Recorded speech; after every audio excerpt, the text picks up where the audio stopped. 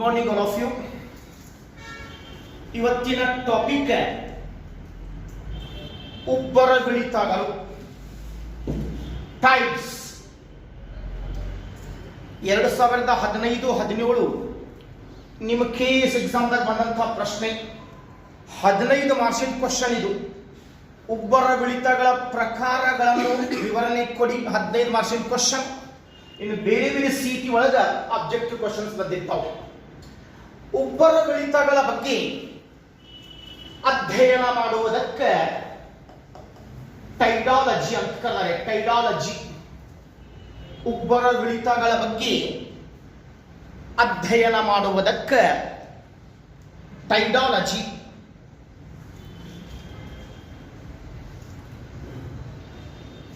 The study of tides is known as tidology. ಇಲ್ಲಿ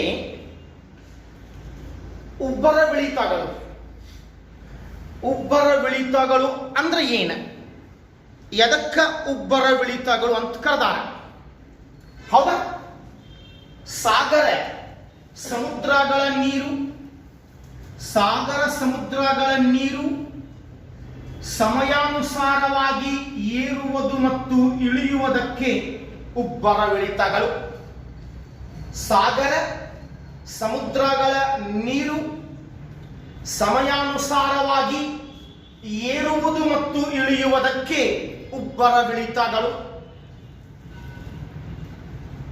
The periodically rise and fall. The periodically rise and fall of the ocean water is called tides. ವಿಶೇಷವಾಗಿ ಸಾಗರ ಸಮುದ್ರಗಳಲ್ಲಿ ನೀರು ಮೇಲೆ ಬರ್ತದೆ ಮತ್ತೆ ಕೆಳಗೆ ಬರ್ತದೆ. ಈ ರೀತಿ ಮೇಲೆ ಬರ್ತದೆ ಮತ್ತು ಕೆಳಗೆ ಬರ್ತದೆ. ಇದಕ್ಕೆ ನಾವು ಉಬ್ಬರವಿಳಿತಗಳು ಅಂತ ಕರೆದೇವೆ. ಆದ ಇಲ್ಲಿ ನೀರು ಮೇಲೆ ಬಂದಿರ್ತದೆ, ಇಲ್ಲಿ ನೀರು ಕೆಳಗೆ ಬಂದಿರ್ತದೆ. ಇದಕ್ಕೆ ನಾವು ಹೈ ಟೈಡ್ ಏರುಬ್ಬರ, ಇದಕ್ಕೆ ನಾವು ಲೋ ಟೈಡ್ ಇಳಿಯುಬ್ಬರ ಅಂತ ಕರೆದೇವೆ. ನೆನಪಿಟ್ಕೊಳ್ರಿ. ಈ ಪ್ರಕಾರದ ಉಬ್ಬರವಿಳಿತಗಳನ್ನು ಅಳೆಯುವಂತಹ ಸಾಧನೆ tides are measured by tide gauge. ಉಬ್ಬರವಿಳಿತಗಳನ್ನು ಹೆಂಗ್ ಅಳಿತಾರಪ್ಪ ಅಂತಂದ್ರೆ ಟೈಡ್ ಗೇಜ್. ಅದಕ್ಕೆ ನಾವು ಕನ್ನಡದೊಳಗೆ ಭರತ ಮಾಪಕ. ಉಬ್ಬರವಿಳಿತಗಳನ್ನು ಅಳೆಯುವಂತಹ ಸಾಧನ ಭರತ ಮಾಪಕ ಅಥವಾ ಟೈಡ್ ಗೇಜ್. ಎಸ್, ನೋಡಿ, ಸಾಗರ ಸಮುದ್ರಗಳ ನೀರು ಏನು ಮೇಲೆ ಬರ್ತದೆ, ಆ ಮೇಲೆ ಬರುವುದಕ್ಕೆ ಏರುಬ್ಬರ ಅಂತ ಕರೆದ. ಏರುಬ್ಬರ ಅಥವಾ ಏರು ಪ್ರವಾಹ. ನೀರು ಮೇಲೆ ಬರುವುದಕ್ಕೆ ಏರುಬ್ಬರ, ಏರು ಪ್ರವಾಹ, ಹೈ ಟೈಡ್. ಅದೇ ರೀತಿ ಆ ಮೇಲೆ ಬಂದಂಥ ನೀರು ಮತ್ತೆ ಕೆಳಗೆ ಬರ್ತದೆ. ಆ ಕೆಳಗೆ ಬರುವುದಕ್ಕೆ ಇಳಿಯುಬ್ಬರ ಅಂತ ಕರೆದಾರೆ. ಇಳಿಯುಬ್ಬರ ಅಥವಾ ಏರು ಪ್ರವಾಹ. ಸಾಮಾನ್ಯವಾಗಿ ಸಾಗರ ಸಮುದ್ರಗಳ ನೀರಿನೊಳಗೆ ನೀರಿನ ಮಟ್ಟ ಏರ್ತದೆ, ನೀರಿನ ಮಟ್ಟ ಇಳಿತದೆ. ಅದೇ ಏರುವುದಕ್ಕೆ ಮತ್ತು ಇಳಿಯುವುದಕ್ಕೆ ಉಬ್ಬರವಿಳಿತಗಳು. ಈಗ ನಾವು ಸಮುದ್ರ ದಂಡೆ ಒಳಗೆ ಹೋಗಿ ನಿಂತ ನೋಡಿದ್ರೆ ನಮಗೆ ಕ್ಲಿಯರ್ಲಿ ವಿಸಿಬಲ್ ಆಗುವುದಿಲ್ಲ. ಯಾಕೆ ಅಲೆಗಳು ಬರ್ತಿರ್ತಾವ, ತೆರೆಗಳು ಬರ್ತಿರ್ತಾವ. ಹಂಗಾಗಿ ಇವು ನಮಗೆ ಇದು ಕರೆಕ್ಟ್ ಆಗಿ ಎಲ್ಲಿ ಕಾಣಿಸ್ತದೆ? ಕರೆಕ್ಟ್ ಆಗಿ ನಮಗೆ ಎಲ್ಲಿ ಕಾಣಿಸ್ತದಪ್ಪ ಅಂತಂದ್ರೆ ಸಮುದ್ರ ದಂಡೆ ಒಳಗೆ ಕಾಣಿಸ್ತದೆ. ನೀರ ಕಾಣಂಗಿಲ್ಲ ಸಮುದ್ರ ದಂಡೆ ಒಳಗೆ. ಯಾಕೆ? ಏರುಬ್ಬರ ಆತಂತಂದ್ರೆ ನೀರ ಸಮುದ್ರ ದಂಡೆ ದಾಟಿ ಮೇಲೆ ಬರ್ತದೆ. ಇಳಿಯುಬ್ಬರ ಆತಂತಂದ್ರೆ ಆ ನೀರು ಸಮುದ್ರ ದಂಡೆ ಬಿಟ್ಟ ಮತ್ತೆ ಕೆಳಗೆ ಬರ್ತದೆ, ದೂರ ಹೋಗ್ತಾರೆ. ಹಾಗಾಗಿ ಇವನ್ನ ನಾವು ಕರೆಕ್ಟ್ ಆಗಿ ಎಕ್ಸಾಕ್ಟ್ಲಿ ಎಲ್ಲಿ ಕಾಣ್ತೀವಿ ಎಲ್ಲಿ ನೋಡ್ತೀವಿಪ್ಪ ಅಂತಂದ್ರೆ ಸಮುದ್ರ ದಂಡೆಗಳಲ್ಲಿ ಉಬ್ಬರವಿಳಿತಗಳು ನಮಗೆ ಕ್ಲಿಯರ್ಲಿ ಕಾಣಿಸ್ತಾವ. ಎಸ್, ಇಲ್ಲಿ ಉಬ್ಬರವಿಳಿತಗಳು ಎಲ್ಲ ಕಡೆ ಆಗ್ತಾವ.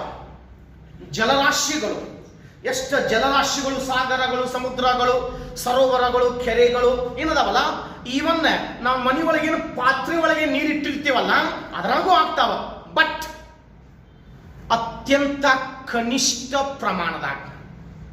ನಾವು ಮನೆ ಒಳಗೇನು ಪಾತ್ರೆ ಒಳಗೆ ಇಟ್ಟಿರ್ತೀವಲ್ಲ ಇವನ್ ಅದರಾಗೂ ಆಗ್ತಾವ, ಬಟ್ ಕಾಣಂಗಿಲ್ಲ.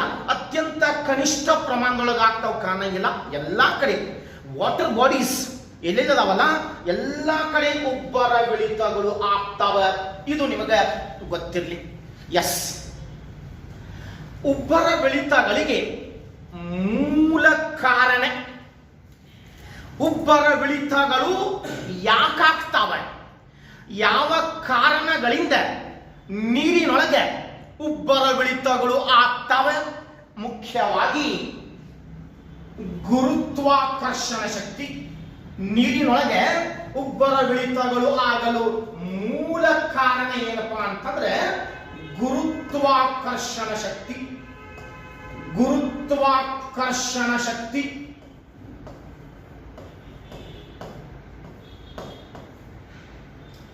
ಮೇನ್ ನೋಡ್ರಿ. ಇದು ನೀರಾಗ ಉಬ್ಬರವಿಳಿತಗಳು ಆಗಲು ಮೂಲ ಕಾರಣ ಗುರುತ್ವಾಕರ್ಷಣ ಶಕ್ತಿ.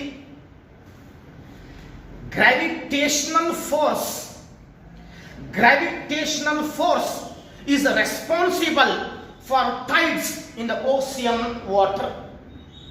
ಏನಿದು ಗುರುತ್ವಾಕರ್ಷಣ ಶಕ್ತಿ? ವಿಶ್ವದಲ್ಲಿನ, ಬ್ರಹ್ಮಾಂಡದಲ್ಲಿನ ಎಲ್ಲ ಆಕಾಶ ಕಾಯಗಳಿಗೆ ಗುರುತ್ವ ಬಲ ಇದೆ. The almost celestial bodies of the universe having the gravitational force. ಬ್ರಹ್ಮಾಂಡದ, ವಿಶ್ವದ ಎಲ್ಲ ಆಕಾಶ ಕಾಯಗಳಿಗೆ ಗುರುತ್ವ ಬಲ ಉಂಟು. ಆದರೆ ನಮ್ಮ ಭೂಮಿಯ ನೀರಿನಲ್ಲಿ ಉಬ್ಬರವಿಳಿತಗಳು ಆಗಲು ಮೂಲ ಕಾರಣ ಮೂರು ಆಕಾಶ ಕಾಯಗಳ ಗುರುತ್ವ ಬಲ. ಮೂರು ಆಕಾಶ ಕಾಯಗಳ ಗುರುತ್ವ ಬಲ. ಫಾರ್ ಎಕ್ಸಾಂಪಲ್, ಒಂದ ಭೂಮಿ, ಒಂದ ಚಂದ್ರ, ಒಂದ ಸೂರ್ಯ. ಹೌದಾ? ಈ ಮೂರು ಆಕಾಶ ಕಾಯಗಳ ಪರಸ್ಪರ ಗುರುತ್ವ ಬಲದಿಂದ ನೀರಿನೊಳಗೆ ಉಬ್ಬರವಿಳಿತಗಳು ಆಗ್ತವೆ. ಎಲ್ಲ ಆಕಾಶ ಕಾಯಗಳು ಗುರುತ್ವ ಬಲ ಹೊಂದಿರ್ತವೆ, ನಿಜ. ಆದರೆ ಆ ಆಕಾಶ ಕಾಯಗಳು ನಮ್ಮ ಭೂಮಿಯಿಂದ ಬಹಳ ದೂರ ಅದಾವ. ದೊಡ್ಡ ದೊಡ್ಡ ಆಕಾಶ ಕಾಯಗಳು ಅದಾವ, ಅವುಗಳ ಗುರುತ್ವ ಬಲ ಹೆಚ್ಚಿದೆ.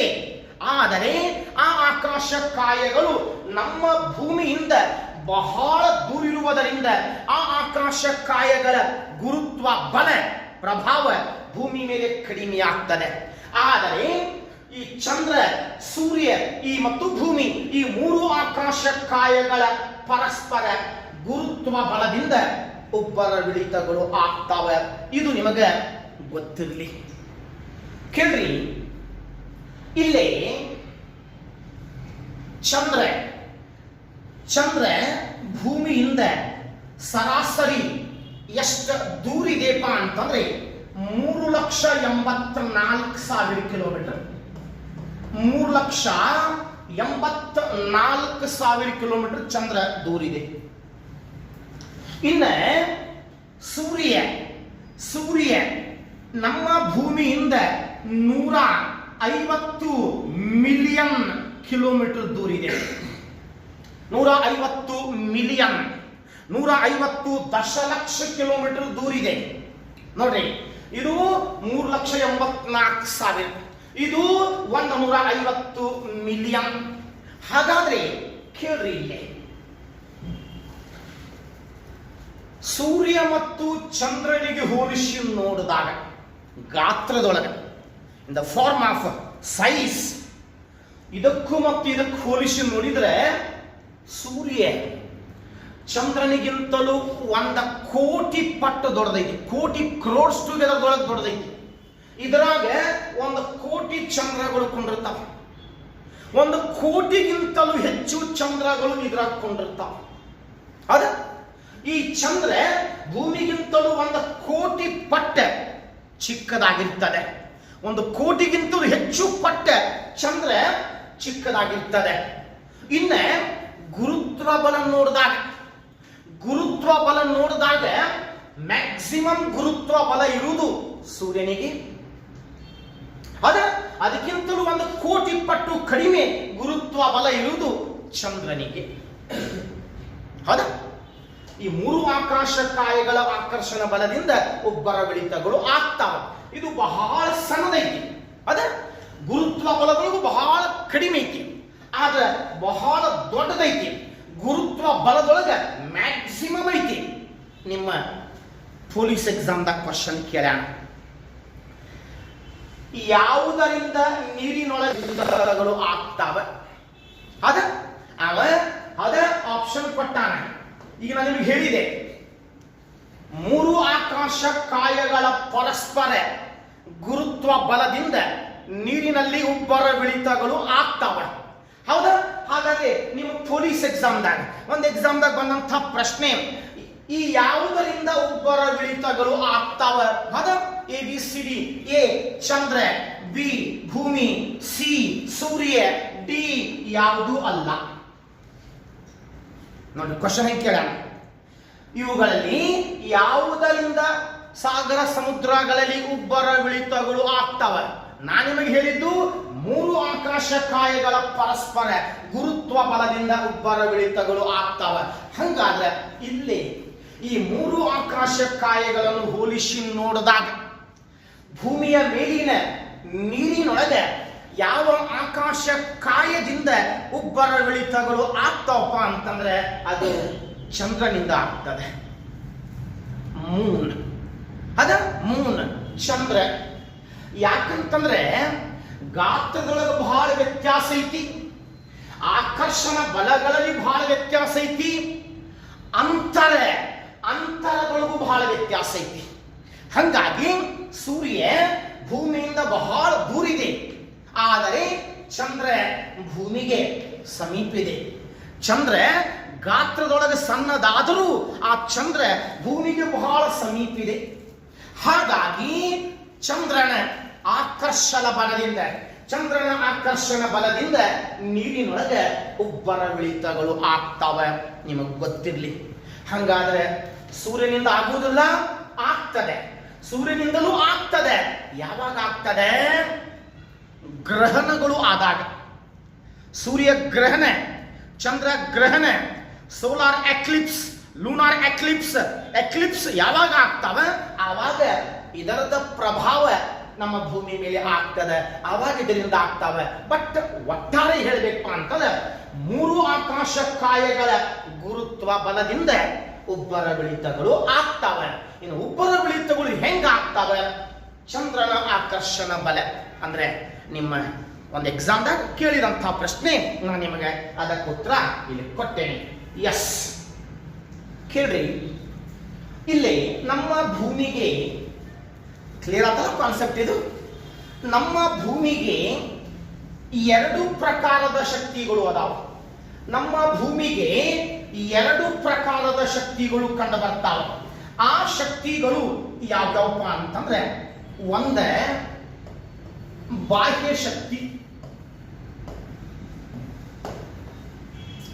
ಶಕ್ತಿ, ಒಂದೇ ಆಂತರಿಕ ಶಕ್ತಿ, exogenic forces, endogenic forces.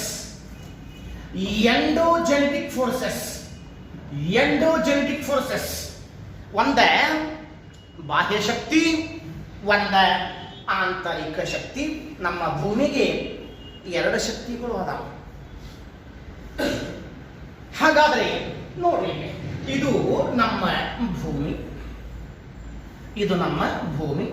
ಅದ ಈಗ ಸೂರ್ಯ, ಚಂದ್ರ ಮತ್ತು ಸೂರ್ಯ ಅಂತ ತಿಳ್ಕೊಳ್ರಿ. ಎಸ್, ಬಾಹ್ಯ ಶಕ್ತಿ ಇಂದ ಏನಾಗ್ತದೆ? ಬಾಹ್ಯ ಶಕ್ತಿ ಯಾವ ಕಾರ್ಯ ಮಾಡ್ತದ ಭೂಮಿ ಮೇಲೆ? ಬಾಹ್ಯ ಶಕ್ತಿಯಿಂದ ನೀರಿನೊಳಗೆ ಬಾಹ್ಯ ಶಕ್ತಿ ಎದಕ್ಕೆ ಸಂಬಂಧ ಐತಿ? ಚಂದ್ರ ಮತ್ತು ಸೂರ್ಯ ಇವುಗಳಿಗೆ ಬಾಹ್ಯ ಶಕ್ತಿ ಸಂಬಂಧ ಐತಿ. ಆಂತರಿಕ ಶಕ್ತಿ ನಮ್ಮ ಭೂಮಿಯ ಕೇಂದ್ರ ಭಾಗಕ್ಕೆ ಸಂಬಂಧ ಐತಿ. ಭೂಮಿಯ ಕೇಂದ್ರ ಭಾಗದಿಂದ ಉತ್ಪತ್ತಿ ಆಗ್ತದೆ. ಹೇಳ್ತೇನೆ ಕರೆಕ್ಟ್ ಆಗಿ, ಜಸ್ಟ್ ಇದನ್ನು ತಿಳ್ಕೊಡ್ರಿ ಮಗ. ಅದ ಒಂದ ಬಾಹ್ಯ ಶಕ್ತಿ. ಇದು ಬಾಹ್ಯ ಶಕ್ತಿ ಎದಕ್ಕೆ ಸಂಬಂಧ ಐತಿ? ಸೂರ್ಯ ಮತ್ತು ಚಂದ್ರರಿಗೆ ಸಂಬಂಧ ಐತಿ. ಆಂತರಿಕ ಶಕ್ತಿ ನಮ್ಮ ಭೂಮಿಗೆ ಸಂಬಂಧ ಐತಿ. ಹಂಗಾದ್ರೆ ಈ ಎರಡು ಶಕ್ತಿಗಳಿಂದ ಏನೇನು ಆಗ್ತದೆ ನೀರಾಗ ಅದನ್ನು ನೋಡ್ರಿ. ಬಾಹ್ಯ ಶಕ್ತಿಯಿಂದ ಅಂದ್ರೆ ಸೂರ್ಯ ಮತ್ತು ಚಂದ್ರರ ಆಕರ್ಷಣ ಬಲದಿಂದ, ಸೂರ್ಯ ಮತ್ತು ಚಂದ್ರರ ಆಕರ್ಷಣ ಬಲದಿಂದ ಅಥವಾ ಬಾಹ್ಯ ಶಕ್ತಿಯಿಂದ ನೀರಿನೊಳಗೆ ಏರುಬ್ಬರಗಳು ಆಗ್ತವೆ. ಏರುಬ್ಬರಗಳು ಟೈಟ್ಸ್ ಇಲ್ಲೇನಾಗಲ್ಲ, ರೈಸ್ ಆಗ್ತದೆ. ವಾಟರ್ ಲೆವೆಲ್ ಏನಿದೆಯಲ್ಲ ಅದು ರೈಸ್ ಆಗ್ತದೆ. ಸೂರ್ಯ ಮತ್ತು ಚಂದ್ರ, ಇದು ನಮ್ಮ ಭೂಮಿ. ಸೂರ್ಯ ಮತ್ತು ಚಂದ್ರ ಆಕರ್ಷಣೆ ಮಾಡಕತ್ತಾವ. ಆ ಸೂರ್ಯ ಮತ್ತು ಚಂದ್ರರ ಆಕರ್ಷಣೆಯಿಂದ ನೀರ ಮೇಲೆ ಬರ್ತದೆ. ಅದಕ್ಕೆ ನಾವು ಏರುಬ್ಬರ. ಆ ನೀರ ಮೇಲೆ ಬರ್ತದೆ, ಅದಕ್ಕೆ ನಾವು ಏರುಬ್ಬರ ಅಂತ ಕರ್ತೇವೆ. ಈಗ ಮೇಲೆ ಬಂದಂಥ ನೀರ ಅಲ್ಲೇ ನಿಲ್ಲಂಗಿಲ್ಲ, ಮತ್ತದು ವಾಪಸ್ ಕೆಳಗೆ ಬರ್ತದೆ. ಅದು ಕೆಳಗೆ ಹೆಂಗೆ ಬರ್ತದೆ? ಭೂಮಿಯ ಆಂತರಿಕ ಶಕ್ತಿ. ಆ ನೀರು ಹೊರಗೆ ಹೋಗ್ತದೆ. ಆ ಹೊರಗೆ ಹೋದಂತ ನೀರು ಮತ್ತೆ ಭೂಮಿ ಜಗ್ತದೆ, ತನ್ನ ಕಡೆ ಸೆಳೀತದೆ. ಅದಕ್ಕೆ ನಾವು ಆಂತರಿಕ ಶಕ್ತಿಯಿಂದ ಇಳಿಯುಬ್ಬರ ಆಗ್ತದೆ. ಇದು ನಿಮಗೆ ಗೊತ್ತಿರಲಿ. ಬಾಹ್ಯ ಶಕ್ತಿಯಿಂದ ಏರುಬ್ಬರ ಆಗ್ತದೆ, ಆಂತರಿಕ ಶಕ್ತಿಯಿಂದ ಇಳಿಯುಬ್ಬರ ಆಗ್ತದೆ. ಉಬ್ಬರ ಇಳಿತಗಳು ಆಗಬೇಕಂತಂದ್ರೆ ಎರಡು ಶಕ್ತಿ ಇಂಪಾರ್ಟೆಂಟ್. ಆ ಎರಡು ಶಕ್ತಿಗಳು ಇದ್ದಾಗ ಮಾತ್ರ ಉಬ್ಬರ ಇಳಿತಗಳು ಆಗ್ತವೆ. ಸೂರ್ಯ ಮತ್ತು ಚಂದ್ರರ ಆಕರ್ಷಣ ಬಲ ಮತ್ತು ಭೂಮಿಯ ಆಕರ್ಷಣ ಬಲ, ಆ ಎರಡು ಶಕ್ತಿಗಳು ಇದ್ದಾಗ ಮಾತ್ರ ಉಬ್ಬರ ಇಳಿತಗಳು ಆಗ್ತವೆ. ಇದು ನಿಮಗೆ ಗೊತ್ತಿರಲಿ, ಅರ್ಥ ಆಗಿರ್ಬೇಕಲ್ಲ? ಎಸ್. ಇಲ್ಲಿ ಉಬ್ಬರ ಇಳಿತಗಳ ನೋಡಿ. ಈಗ ಫ್ಯಾನ್ ಆಫ್ ಇದ್ದಾಗ ಶಾಂತವಾಗಿ ನಿಲ್ತದೆ. ಆ ಫ್ಯಾನಿಗೆ ಒಂದು ಕಡೆ ದಾರ ಕಟ್ರಿ, ಏನಾರ ಒಂದು ಕಟ್ರಿ. ಅದಕ್ಕೆ ಈಗ ನಿಂತೈತಿ, ಫ್ಯಾನ್ ನಿಂತೈತಿ, ದಾರ ಹಿಂಗೆ ಕೆಳಗೈತಿ. ಈಗ ಫ್ಯಾನ್ ಸ್ಟಾರ್ಟ್ ಅಂತಂತಂದ್ರೆ ಆ ಫ್ಯಾನಿನ ಜೊತೆಗೆ ದಾರಾನು ತಿರುಗ್ತದ. ಫ್ಯಾನಿನ ಜೊತೆ ದಾರಾನು ಈ ರೀತಿ ಫಾಸ್ಟ್ ಆಗಿ ತಿರುಗ್ತದೆ. ಅಂದ್ರೆ ಭೂಮಿ ತಿರುಗ್ತಾ ಇದೆ. ವಿಡಿಯೋಸ್ ಅದ ನೋಡೋಣ. ನನಗೆ ಭೂಮಿ ತಿರುಗಬೇಕಾದ್ರೆ ಆ ಭೂಮಿ ಮೇಲೆ ಇದ್ದಂಥ ನೀರ ಹೊರಗೆ ಸೆಳೀತದೆ. ಅದು ಹೊರಗೆ ಸೆಳೀತಾ ಇದೆ. ಭೂಮಿ ತಿರುಗ್ತಾ ಇದೆ. ಆ ಮೇಲಿಂದ ನೀರು ಹೊರಗೆ ಹೋಗ್ತಾ ಇದೆ. ಆ ಭೂಮಿ ನೀರು ಹೊರಗೆ ಹೋಗ್ತಿರ್ತದೆ. ಆದ್ರೆ ಭೂಮಿ ಆ ಕೇಂದ್ರ ಭಾಗ ಅದನ್ನು ಮತ್ತೆ ಎಳೀತದೆ. ತನ್ನ ಕಡೆ ಎಳೀತದೆ. ಯಾಕೆ? ಭೂಮಿ ಗೋಳಾಕಾರ ಐತಿ. ನೀರ ಕೆಳಗೆ ಬೀಳಬೇಕಾದ್ರೆ, ಅದು ಇಲ್ಲಿ ನೀರು ನಿಂತೈತಿ, ಕೆಳಗೆ ಬೀಳಬೇಕಾದ್ರೆ ಬೀಳಂಗಿಲ್ಲ, ಹೊರಗೆ ಹೋಗ್ತಿರ್ತದೆ. ಭೂಮಿಯ ಚಲನೆಯಿಂದ ಆ ನೀರ ಹೊರಗೆ ಸೆಳೀತಿರ್ತದೆ, ಹೊರಗೆ ಹೋಗ್ತಿರ್ತದೆ. ಆ ಹೊರಗೆ ಹೋದಂತ ನೀರ ಮತ್ತೆ ಭೂಮಿ ತನ್ನ ಕಡೆ ಜಕ್ಕೊಂತದೆ, ಮತ್ತೆ ತನ್ನ ಕಡೆ ಎಳ್ಕೊಂತದೆ. ಯಾಕೆ? ಆಂತರಿಕ ಶಕ್ತಿ. ಅರ್ಥ ಆಗಿರ್ಬೇಕಲ್ಲ? ಎಸ್. ಇದು ಬಾಹ್ಯ ಶಕ್ತಿ ಮತ್ತು ಆಂತರಿಕ ಶಕ್ತಿಗಳು ಇದ್ದಾಗ ಮಾತ್ರ ಉಬ್ಬರ ಇಳಿತಗಳು ಆಗ್ತಾವೆ. ನಿಮಗೆ ಗೊತ್ತಿರಲಿ. ಇಲ್ಲಿ KS ಎಕ್ಸಾಮ್ದಾಗ ಬಂದಂತಹ ಪ್ರಶ್ನೆ ಉಬ್ಬರ ಇಳಿತಗಳ ಪ್ರಕಾರಗಳನ್ನು ವಿವರಿಸಿ. ನಾನು ನಿಮಗಿಲ್ಲಿ ಅದನ್ನ ಶಾರ್ಟ್ಕಟ್ ಆಗಿ ಹೇಳ್ತೀನಿ. ಉಬ್ಬರವಿಳಿತಗಳಲ್ಲಿ 3 ಪ್ರಕಾರಗಳು ಬರ್ತಾವೆ. ಉಬ್ಬರವಿಳಿತಗಳಲ್ಲಿ 3 ಪ್ರಕಾರಗಳು ಬರ್ತಾವೆ. 3 ಪ್ರಕಾರಗಳು ಉಬ್ಬರವಿಳಿತಗಳಲ್ಲಿ 3 ಪ್ರಕಾರಗಳು ಬರ್ತಾವೆ.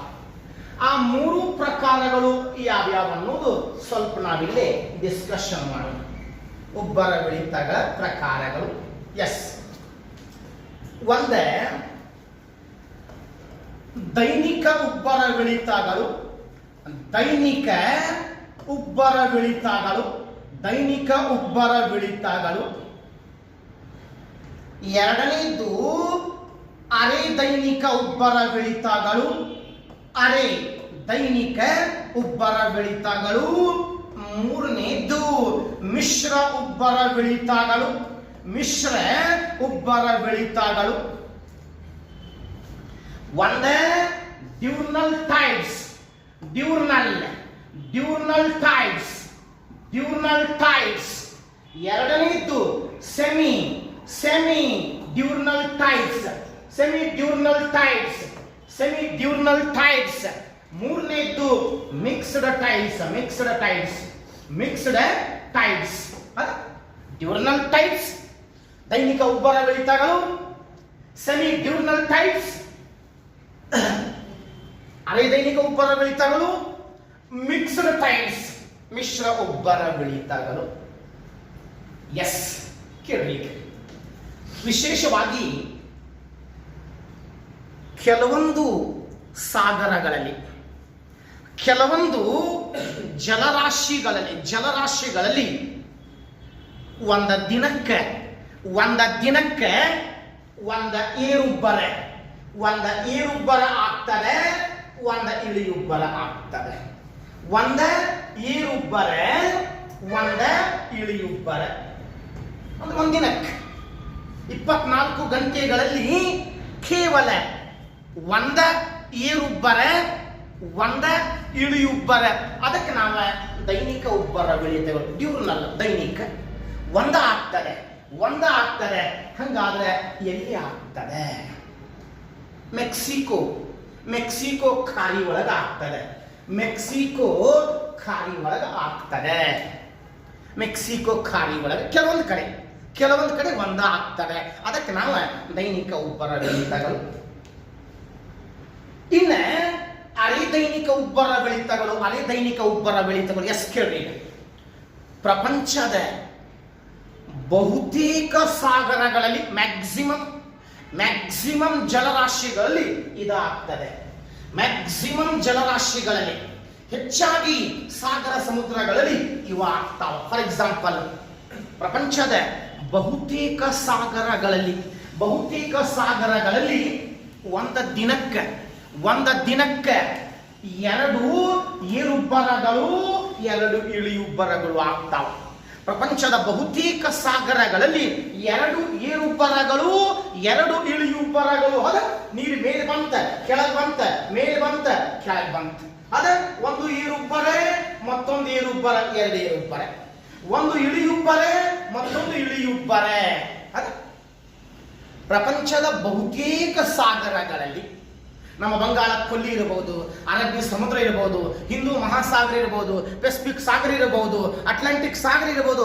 ಮ್ಯಾಕ್ಸಿಮಮ್ ಜಲರಾಶಿಗಳಲ್ಲಿ ಒಂದು ದಿನಕ್ಕೆ 2 ಏರುಬ್ಬರಗಳು ಆಗ್ತವೆ, 2 ಇಳಿಯುಬ್ಬರಗಳು ಆಗ್ತವೆ. ನಿಮಗ ಗೊತ್ತಿರಲಿ. ಇನ್ನ ಮಿಶ್ರ ಉಬ್ಬರವಿಳಿತಗಳು, ಮಿಕ್ಸ್ಡ್. ಕೇಳ್ರಿ. ಕೆಲವೊಂದು ಜಲರಾಶಿ ಒಳಗೆ ಇವು 2 ಆಗ್ತಾವ. ಒಂದು ಕಡೆ ಒಂದು ಏರುಬ್ಬರ, ಒಂದು ಇಳಿಯುಬ್ಬರ. ಒಂದು ಕಡೆ 2 ಏರುಬ್ಬರ, 2 ಇಳಿಯುಬ್ಬರ ಮಿಕ್ಸ್ ಆಗ್ತಾವ. ಅಂದ್ರೆ 2 ಅದಾವಲ್ಲೇ. ಒಂದು ಕಡೆ ಒಂದು ಏರುಬ್ಬರ, ಒಂದು ಇಳಿಯುಬ್ಬರ. ಮತ್ತೊಂದು ಕಡೆ 2 ಏರುಬ್ಬರ, 2 ಇಳಿಯುಬ್ಬರ ಮಿಶ್ರವಾಗಿ ಬಿಟ್ಟ. ಒಂದು ಕಡೆ ಮಿಶ್ರವಾಗಿರ್ತಾವ. ಹಂಗಾಗಿ ಅದಕ್ಕೆ ಮಿಕ್ಸ್ಡ್ ಟೈಪ್ಸ್. ಅದ ನಮಗೆ ಇದು ಗೊತ್ತಿರಲಿ.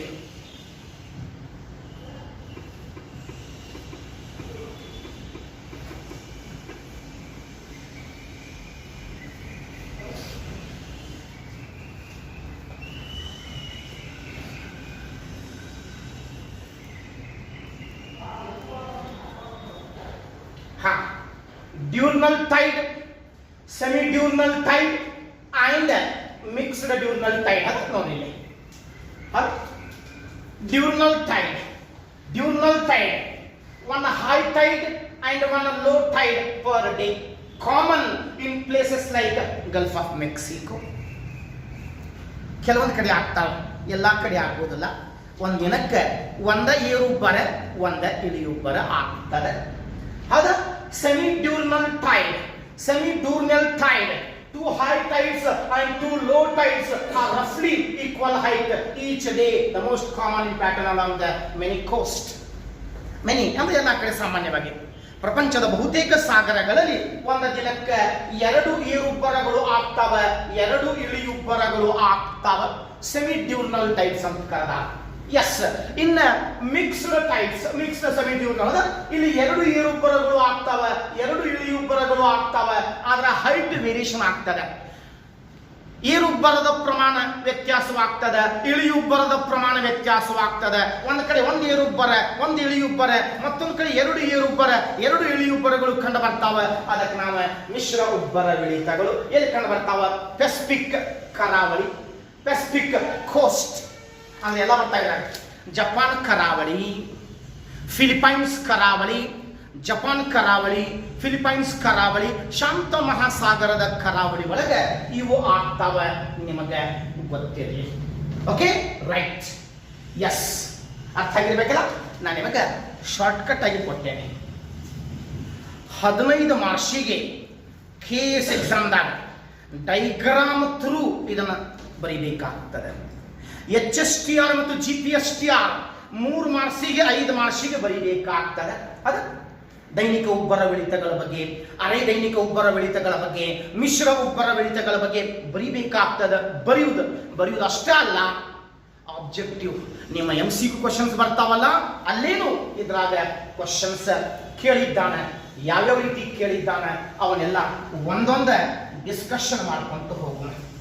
ಎಸ್, ಈಗ ಕೇಳ್ರಿ. ಸಾಮಾನ್ಯವಾಗಿ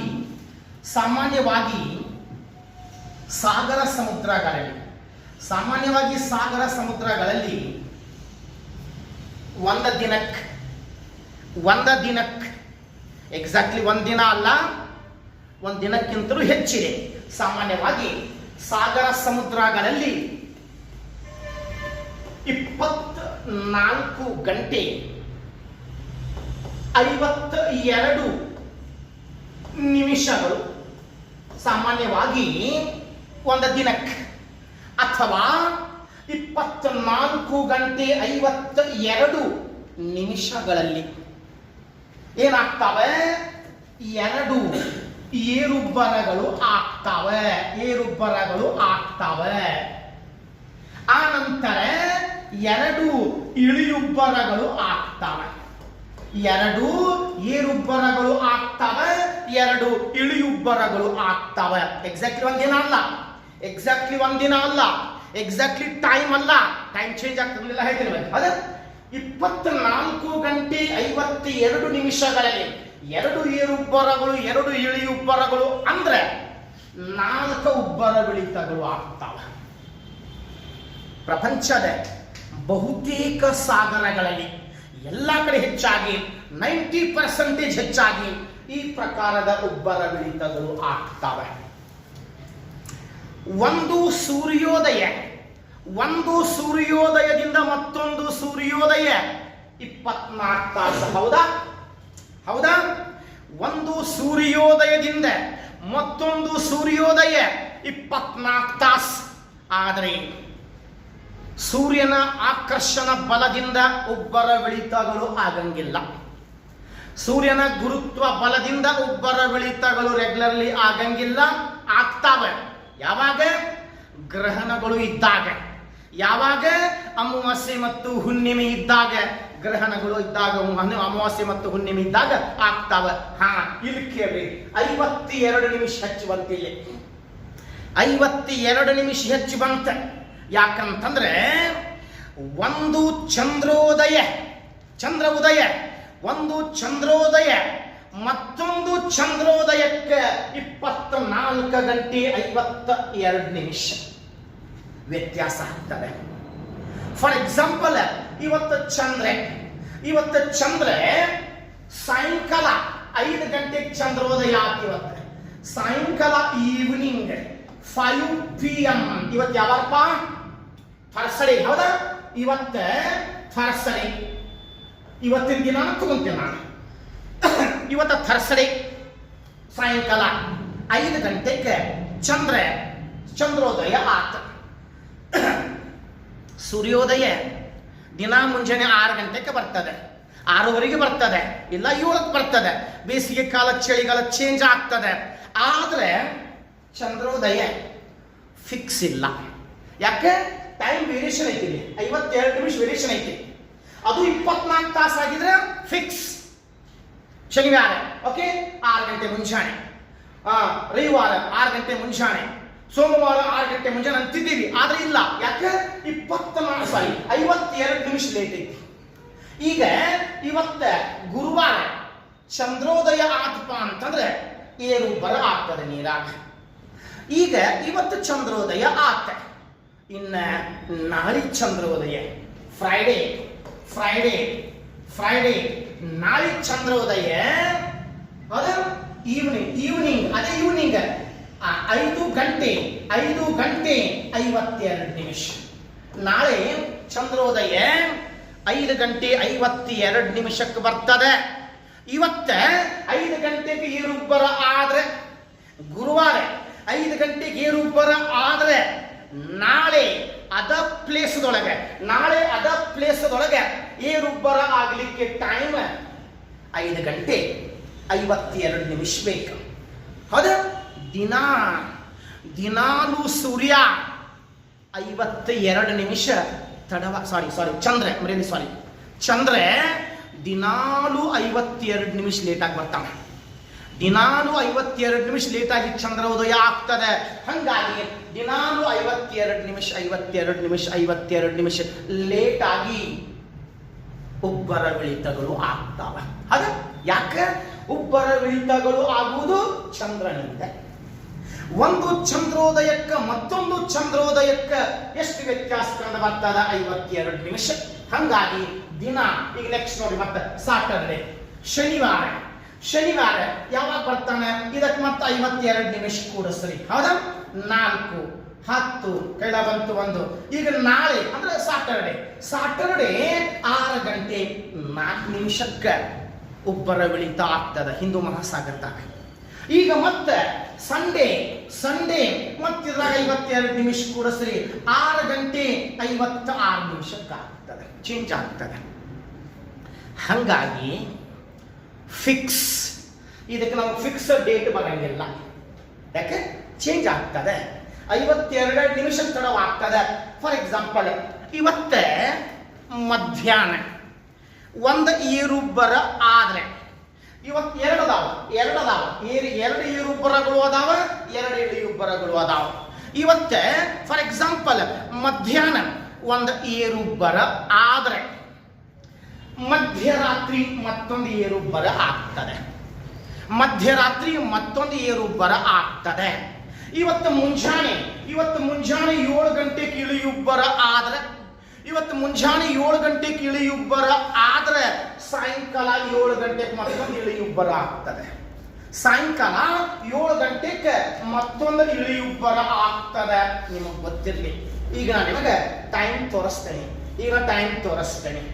ಮೊನ್ನೆ ಅಂದ್ರೆ ಹಿಂದೆ ಗ್ರೂಪ್ ಸಿ ಎಕ್ಸಾಮ್ದಾಗ ಭಾಳ ಹಿಂದೆ, ಮೋಸ್ಟ್ಲಿ 2014 ಟೈಮ್ದಾಗ ಸಾಮಾನ್ಯವಾಗಿ ಸಾಗರ ಸಮುದ್ರಗಳಲ್ಲಿ ಉಬ್ಬರವಿಳಿತಗಳು ಯಾವಾಗ ಸಂಭವಿಸುತ್ತವೆ ಪ್ರಶ್ನೆ ಕೇಳಿದ.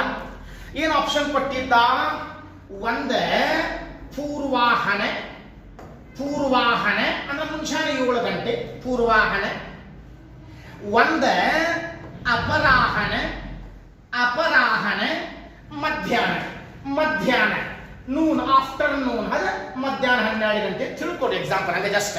ಆಮೇಲೆ ಪೂರ್ವಾಹನ ಅಪರಾಹನ, 3ನೇದ್ದು ಸಾಯಂಕಾಲ 7 ಗಂಟೆ ಈವ್ನಿಂಗ್, ಮುಂಜಾನೆ 7 ಗಂಟೆ ಸಾಯಂಕಾಲ 7 ಗಂಟೆ. ಎಸ್. ಈಗ 4ನೇದು ಏನು ಬರಬೇಕಪ್ಪ?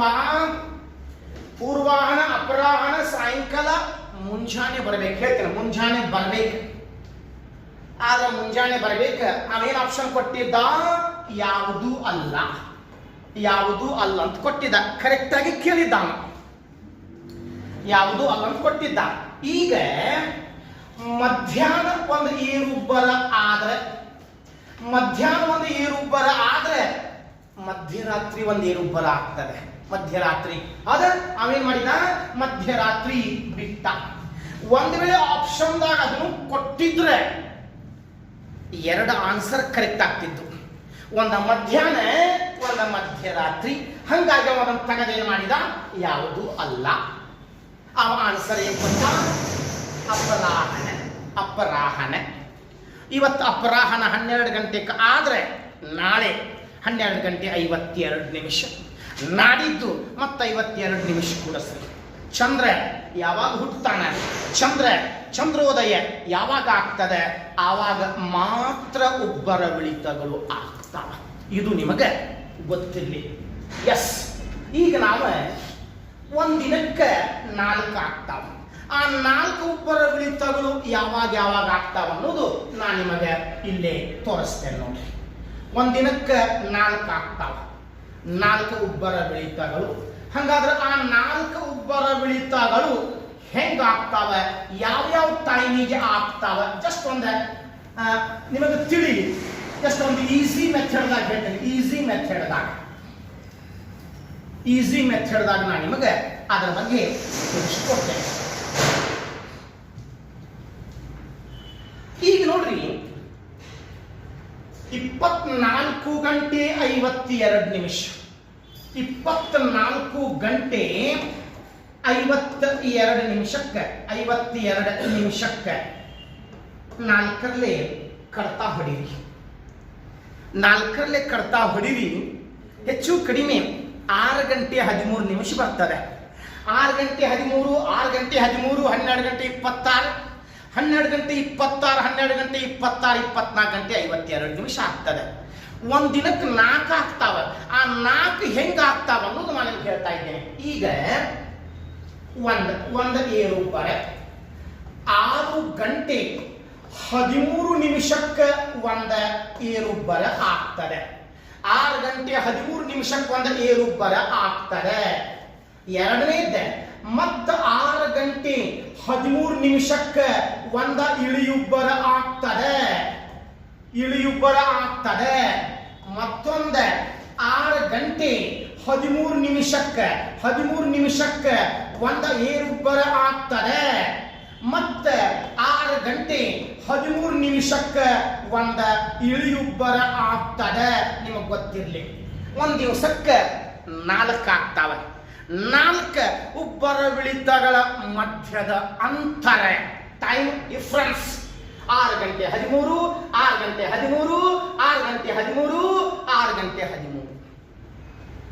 ಹಂಗಾದ್ರೆ ನಿಮ್ಮ ವಾಚ್ದಾಗ, ಎಲ್ಲರೂ ವಾಚ್ ಕಟ್ಟಿರಿ, ನಿಮ್ಮ ವಾಚ್ದೊಳಗೆ ಒಂದು ದಿವಸಕ್ಕೆ 6 ಗಂಟೆ 13 ನಿಮಿಷ ಎಷ್ಟು ಸಲ ಬರ್ತದೆ? 6 ಗಂಟೆ 13 ನಿಮಿಷ ಎಷ್ಟು ಸಲ ಬರ್ತದೆ? 2 ಸಲ ಬರ್ತದೆ.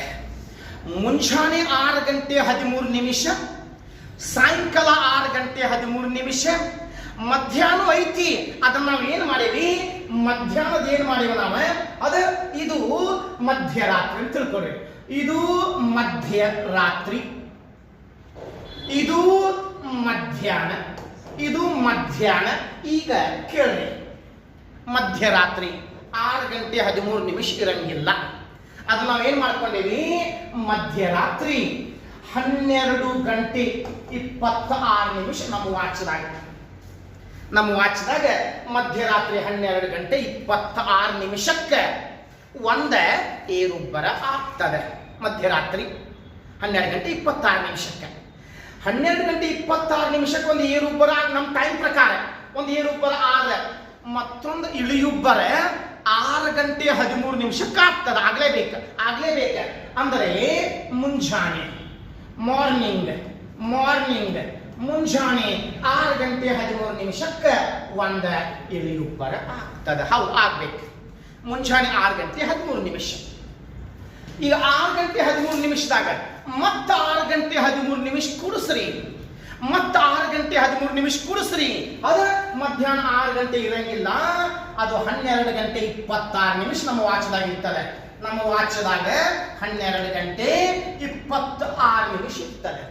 ನಮ್ಮ ವಾಚದಾಗ 12 ಗಂಟೆ 26 ನಿಮಿಷ ಇರ್ತದೆ. ಮಧ್ಯಾಹ್ನ ಒಂದು ಏರುಬ್ಬರ ಆಟ. ಇನ್ನ ಮಧ್ಯಾಹ್ನ 12 ಗಂಟೆ 26 ನಿಮಿಷಕ್ಕೆ ಒಂದು ಏರುಬ್ಬರ ಆದ್ಮೇಲೆ ಅದ್ರಾಗ ಮತ್ತೆ 6 ಗಂಟೆ 13 ನಿಮಿಷ ಕೂಡಿಸ್ರಿ. 6 ಗಂಟೆ 13 ನಿಮಿಷ ಸಾಯಂಕಾಲ. 6 ಗಂಟೆ 13 ನಿಮಿಷಕ್ಕೆ ಒಂದು ಇಳಿಯುಬ್ಬರ ಆಗ್ತದೆ. ಒಂದು ದಿವಸಕ್ಕೆ 4 ಆಗ್ತಾವ, ಒಂದು ದಿವಸಕ್ಕೆ 4 ಆಗ್ತಾವ, ಹಿಂಗ ಆಗ್ತಾವ. ಆದ್ರೆ ಟೈಮ್ ಅದು ವಾಚ್ದಾಗ ಮಾರ್ನಿಂಗ್ ಇರ್ತದೆ, ಅದ ದೆನ್ ಈವ್ನಿಂಗ್ ಇರ್ತದೆ, ಮತ್ತು ಮಧ್ಯಾಹ್ನ ಮಧ್ಯರಾತ್ರಿ ಇರುವುದು. ನಾವು ಅದನ್ನ 12 ಗಂಟೆ 26 ನಿಮಿಷ ಮಾಡ್ಕೊಂಡೇವಿ. ಹೌದಾ? ಅರ್ಥ ಆತಲ್ಲ? ಆತಿಲು ಕರೆಕ್ಟಾಗಿ ಅರ್ಥ ಹೇಳ್ರಿ ನನಗೆ. ಓಕೆ, ಇವನ ಎಕ್ಸಾಮ್ದಾಗ ಕೇಳೋದು. ಹಾ, ಇನ್ನು ಕೇಳ್ರಿ.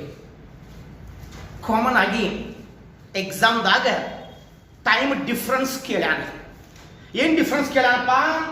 ಸಾಗರ ಸಮುದ್ರಗಳಲ್ಲಿ ಒಂದು ಏರುಬ್ಬರಕ್ಕೂ ಒಂದು ಇಳಿಯುಬ್ಬರಕ್ಕೂ ಇರುವಂಥ ವೇಳೆಯ ಅಂತರ ಎಷ್ಟು? ಏರುಬ್ಬರ ಕೇಳ್ಯಾನ, ಇಳಿಯುಬ್ಬರ ಕೇಳ್ಯಾನ. ಒಂದು ಏರುಬ್ಬರ ಒಂದು ಇಳಿಯುಬ್ಬರಗಳ ನಡುವೆ 6 ಗಂಟೆ 13 ನಿಮಿಷ. 6 ಗಂಟೆ 13 ನಿಮಿಷಕ್ಕೆ ಒಂದು ಏರುಬ್ಬರ ಒಂದು ಇಳಿಯುಬ್ಬರಗಳ ಅಂತರ. ಏರುಬ್ಬರ ಆತ, ಮುಂದೆ 6 ಗಂಟೆ 13 ನಿಮಿಷಕ್ಕೆ ಇಳಿಯುಬ್ಬರ, ಮತ್ತೆ ಮುಂದೆ 6 ಗಂಟೆ 13 ನಿಮಿಷಕ್ಕೆ ಏರುಬ್ಬರ, ಮತ್ತೆ 6 ಗಂಟೆ 13 ನಿಮಿಷಕ್ಕೆ ಇಳಿಯುಬ್ಬರ, ಮತ್ತೆ 6 ಗಂಟೆ 13 ನಿಮಿಷಕ್ಕೆ ಏರುಬ್ಬರ. This is time interval between one high tide and one low tide. ಒಂದು ಏರುಬ್ಬರಗಳ ನಡುವಿನ ವೇಳೆಯ ಅಂತರ 6 ಗಂಟೆ 13 ನಿಮಿಷ. ಎಕ್ಸಾಮ್ದಾಗ ಕೇಳುವಂತ ಪ್ರಶ್ನೆ. ಆದ ಎಕ್ಸಾಮ್ದಾಗ ಕೇಳಿದಾಗ 13 ನಿಮಿಷ ಕೊಟ್ಟಿಲ್ಲ, ರೌಂಡ್ ಫಿಗರ್ ಮಾಡಿ ಕೇಳೋಣ. 6 ಗಂಟೆನ ಕೊಟ್ಟಾನ. ಎಕ್ಸಾಕ್ಟ್ಲಿನೂ ಕೇಳಬಹುದು, ಆಸ್ ಇಟ್ ಈಸ್ ಕೇಳಬಹುದು, ಇಲ್ಲ ರೌಂಡ್ ಫಿಗರ್ ಮಾಡಿ ಕೇಳಬಹುದು. ಅದು ಅವನ ಕೈಯಾಗೈತಿ, ಅದು ನಿಮಗೆ ಅರ್ಥ ಆಗಬೇಕು. 6 ಗಂಟೆ 13 ನಿಮಿಷ ಐತಿ, ಅಷ್ಟು ವೇಟೇಜ್ ಇಲ್ಲ, 6 ಗಂಟೆಗೆ ಆಗ್ತದೆ. Okay, yes. ಮತ್ತೊಂದು ಪ್ರಶ್ನೆ. ಈಗ ಒಂದು ಏರುಬ್ಬರ ಕೇಳ್ಯಾನ, ಒಂದು ಇಳಿಯುಬ್ಬರ ಕೇಳ್ಯಾನ. ಈಗ ಮತ್ತೊಂದು ಪ್ರಶ್ನೆ. UPSC ಲೆವೆಲ್ದಾಗ, UGC ನೆಟ್ ಎಕ್ಸಾಮ್ದಾಗ ಯಾವ ರೀತಿ ಕೇಳ್ಯಾನ ನೋಡ್ರಿ.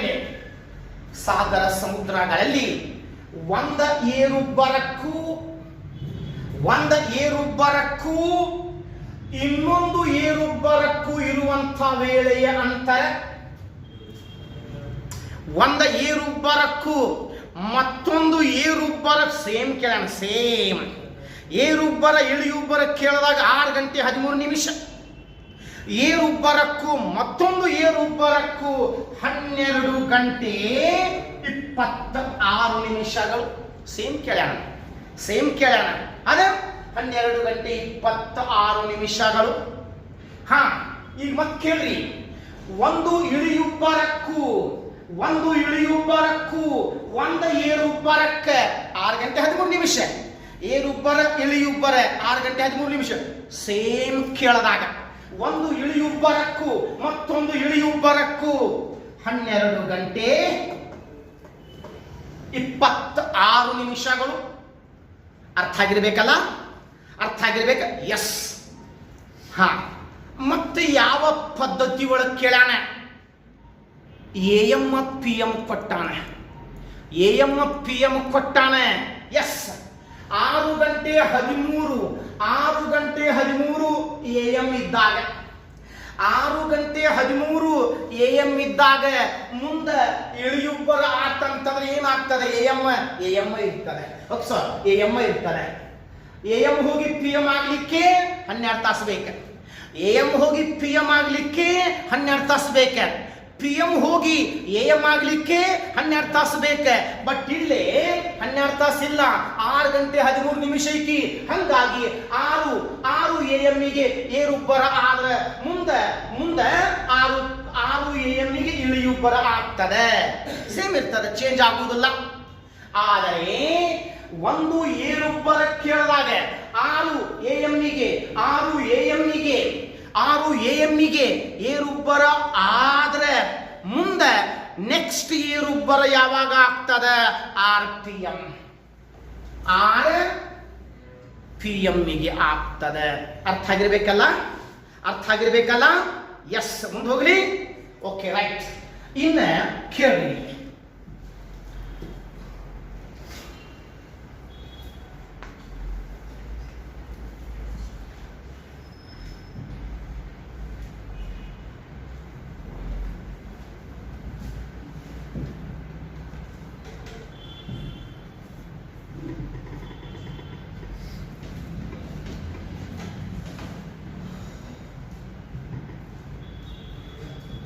ಇಲ್ಲಿ ಕೇಳ್ರಿ, ಹಿಂದೂ ಮಹಾಸಾಗರ, ಈಗ ನಾ ಏನ್ ಟೈಮ್ ಎಲ್ಲ ಹೇಳಿದ್ದೆಲ್ಲ ಇವೆಲ್ಲ ಹಿಂದೂ ಮಹಾಸಾಗರಕ್ಕೆ ಮಾತ್ರ ಸಂಬಂಧ ಅದಾವ. ಅಟ್ಲಾಂಟಿಕ್ ಸಾಗರಕ್ಕೆ ಸಂಬಂಧ ಇಲ್ಲ. ಯಾಕ? ಸೂರ್ಯ ಹಿಂದೂ ಮಹಾಸಾಗರ ಮೇಲೆ ಅದಾನ, ಚಂದ್ರ ಹಿಂದೂ ಮಹಾಸಾಗರ ಮೇಲೆ ಅದಾನ. ಈಗೆಲ್ಲ ನಾ ಮಾತಾಡಿದ್ದು ಹಿಂದೂ ಮಹಾಸಾಗರದ. ಈಗ ಹಿಂದೂ ಮಹಾಸಾಗರದ 6 ಗಂಟೆ ಒಳಗೆ ಏರುಬ್ಬರ ಆದ್ರೆ ಅಟ್ಲಾಂಟಿಕ್ ಸಾಗರದಾಗ ಇಳಿಯುಬ್ಬರ ಯಾವಾಗ ಆಗ್ತದೆ? ಕೇಳಂಗಿಲ್ಲ. ಹೈಲಿ ಇಂಪಾಸಿಬಲ್, ಕೇಳಕ್ ಬರಂಗಿಲ್ಲ. ಯಾಕ? ಅದರದ ಟೈಮ್ ಬೇರೆ ಐತಿ, ಅಟ್ಲಾಂಟಿಕ್ ಅದ ಟೈಮ್ ಬೇರೆ ಐತಿ, ನಮ್ಮ ಹಿಂದೂ ಮಹಾಸಾಗರದ ಟೈಮ್ ಬೇರೆ ಐತಿ. ನಿಮಗೆ ಕೇಳಿದ್ರು ಅದು ಒಂದ ಸಾಗರದ ಕೇಳ್ತಾನೆ, ಒಂದ ಜಲರಾಶಿ ಕೇಳ್ತಾನೆ. ಆದ್ರೆ ಬೈ ಚಾನ್ಸ್ ಹಂಗೆ ಕೇಳಿದ್ನಪ್ಪ ಹಿಂದೂ ಮಹಾಸಾಗರದಾಗ 6 ಗಂಟೆಗೆ ಏರುಬ್ಬರ ಆದ್ರೆ ಮುಂದೆ ಪೆಸಿಫಿಕ್ ಸಾಗರದಾಗ ಎಷ್ಟು ಆಗ್ತದ? ಆವಾಗ ನೀವು ರೇಖಾಂಶ ನೋಡ್ಬೇಕು. ಪೆಸಿಫಿಕ್ ಸಾಗರದಾಗ ಯಾವ ರೇಖಾಂಶ ಹಾಯ್ದು ಹೋಗೈತಿ, ಹಂಗಾದ್ರೆ ಅದು ಎಷ್ಟು ವೇಳೆ ಹಿಂದೈತಿ, ಇದು ಎಷ್ಟು ವೇಳೆ ಮುಂದೈತಿ ಮತ್ತು ಕ್ಯಾಲ್ಕುಲೇಷನ್ ಮಾಡಬೇಕಾಗ್ತದೆ. ಬಟ್ ಅಂತ ಕ್ವಶನ್ ಬಂದಿಲ್ಲ. UPSC ಒಳಗಾಗ್ಲಿ, UGC ನೆಟ್ ಎಕ್ಸಾಮ್ ಆಗಲಿ, ನಿಮ್ಮ KS ಎಕ್ಸಾಮ್ ಆಗಲಿ ಅಂತ ಕ್ವಶನ್ ಬಂದಿಲ್ಲ. ಕೇಳಿದ್ರೆ ಪೂರ್ತಿ ಹಿಂದೂ ಮಹಾಸಾಗರ ಟೈಮ್ ಕೇಳ್ತಾನೆ, ಕೇಳಿದ್ರೆ ಅಟ್ಲಾಂಟಿಕ್ ಸಾಗರದ ಟೈಮ್ ಕೇಳ್ತಾನೆ, ಕೇಳಿದ್ರೆ ಪೆಸಿಫಿಕ್ ಸಾಗರ ಟೈಮ್ ಕೇಳ್ತಾನೆ. ಯಾಕಂತಂದ್ರೆ ಪ್ರಪಂಚದಾಗ ಟೈಮ್ ಒಂದ ಇಲ್ಲ, ಚೇಂಜ್ ಆಗ್ತದೆ. ಎಸ್. ಇನ್ನು ಮತ್ತೆ ನಿಮ್ಮ KS ಎಕ್ಸಾಮ್ದಾಗ ಕ್ವಶನ್ ಹೆಂಗ್ ಕೇಳ್ಯಾರ, KS ಎಕ್ಸಾಮ್ದಾಗ ಅದನ್ನ ಸ್ವಲ್ಪ ಹೇಳ್ತೇನೆ. ಓಕೆ, KS ಎಕ್ಸಾಮ್ದಾಗ ಕೇಳಿದಂತ ಪ್ರಶ್ನೆ, KS ಎಕ್ಸಾಮ್ದಾಗ ಕ್ವಶನ್ಸ್ ಯಾವ ರೀತಿ ಬಂದಾವಪ್ಪ ಅನ್ನೋದು ಸ್ವಲ್ಪ ಡಿಸ್ಕಷನ್ ಮಾಡೋಣ.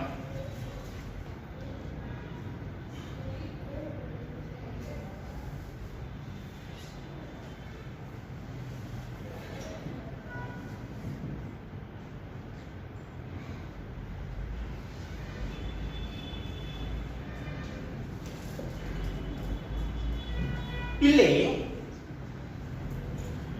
KS ಎಕ್ಸಾಮ್ದಾಗ ಬಂದಿದ್ದ ಪ್ರಶ್ನೆ. ಈಗ ಇದು ಮುಂಬೈ ಕರಾವಳಿ, ಓಕೆ, ಇಲ್ಲಿ ಆಂಧ್ರ ಕರಾವಳಿ. ಈಗ ಮುಂಬೈ ಕರಾವಳಿ ಒಳಗೆ ಸಾಯಂಕಾಲ 8 ಗಂಟೆಗೆ, ಈ ಮುಂಬೈ ಕರಾವಳಿ ಒಳಗೆ ಸಾಯಂಕಾಲ 8 ಗಂಟೆಗೆ ಏರುಬ್ಬರ ಆದ್ರೆ, ಮುಂಬೈ ಕರಾವಳಿ ಒಳಗೆ ಸಾಯಂಕಾಲ 8 ಗಂಟೆಗೆ ಏರುಬ್ಬರ ಆದ್ರೆ, ಆಂಧ್ರ ಪ್ರದೇಶದ ಕರಾವಳಿ ಒಳಗೆ ನೆಕ್ಸ್ಟ್ ಮುಂದಿನ ಏರುಬ್ಬರ ಯಾವಾಗ ಆಗ್ತದೆ? ಏರುಬ್ಬರ, ಈಗ ಮುಂದಿನ ಏರುಬ್ಬರ ಯಾವಾಗ ಆಗ್ತದೆ?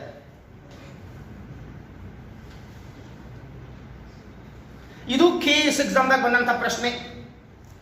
ಮುಂಬೈ ಕರಾವಳಿ ಒಳಗೆ ಸಾಯಂಕಾಲ 8 ತಗೊಳ್ರಿ, 6 ತಗೊಳ್ರಿ, ಏನ ತಗೊಳ್ರಿ, ಸಾಯಂಕಾಲ 8 ಗಂಟೆಗೆ ಏರುಬ್ಬರ ಆದ್ರೆ ಮುಂದಿನ ಏರುಬ್ಬರ ಯಾವಾಗ ಆಗ್ತದ? ಆಂಧ್ರ ಪ್ರದೇಶದ ಕರಾವಳಿ ಒಳಗೆ.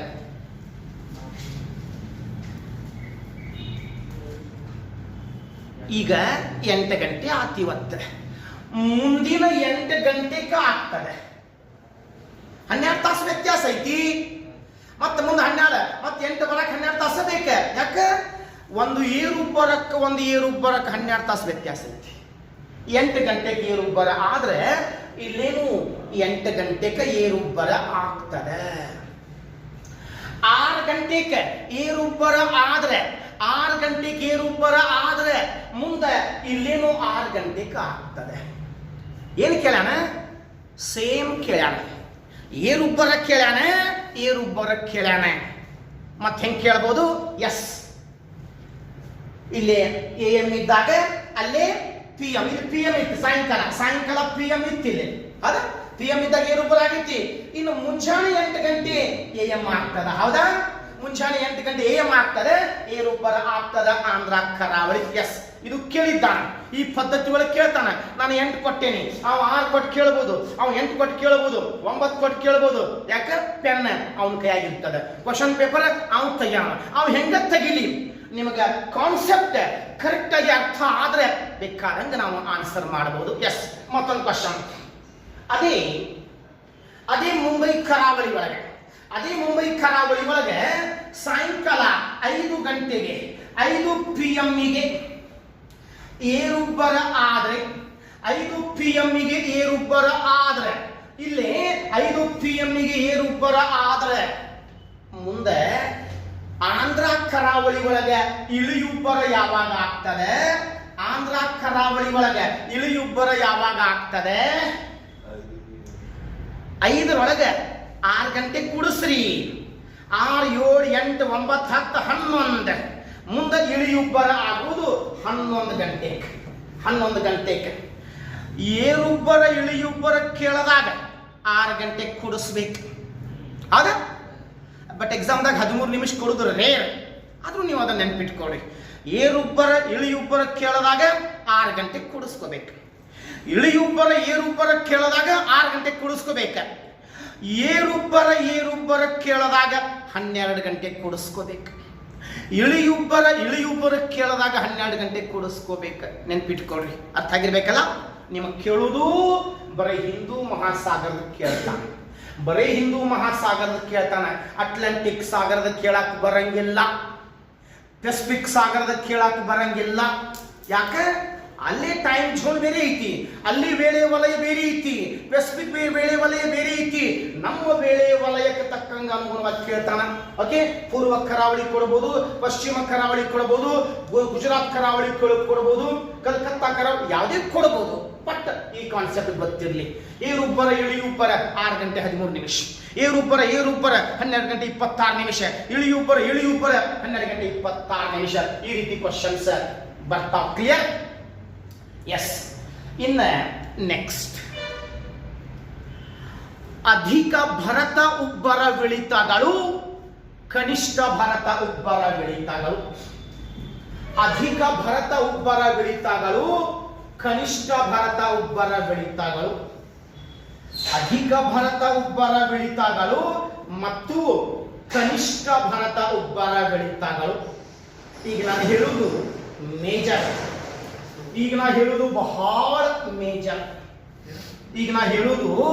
ಬಹಳ ಮೇಜರ್ ಆಗಿರ್ತದೆ.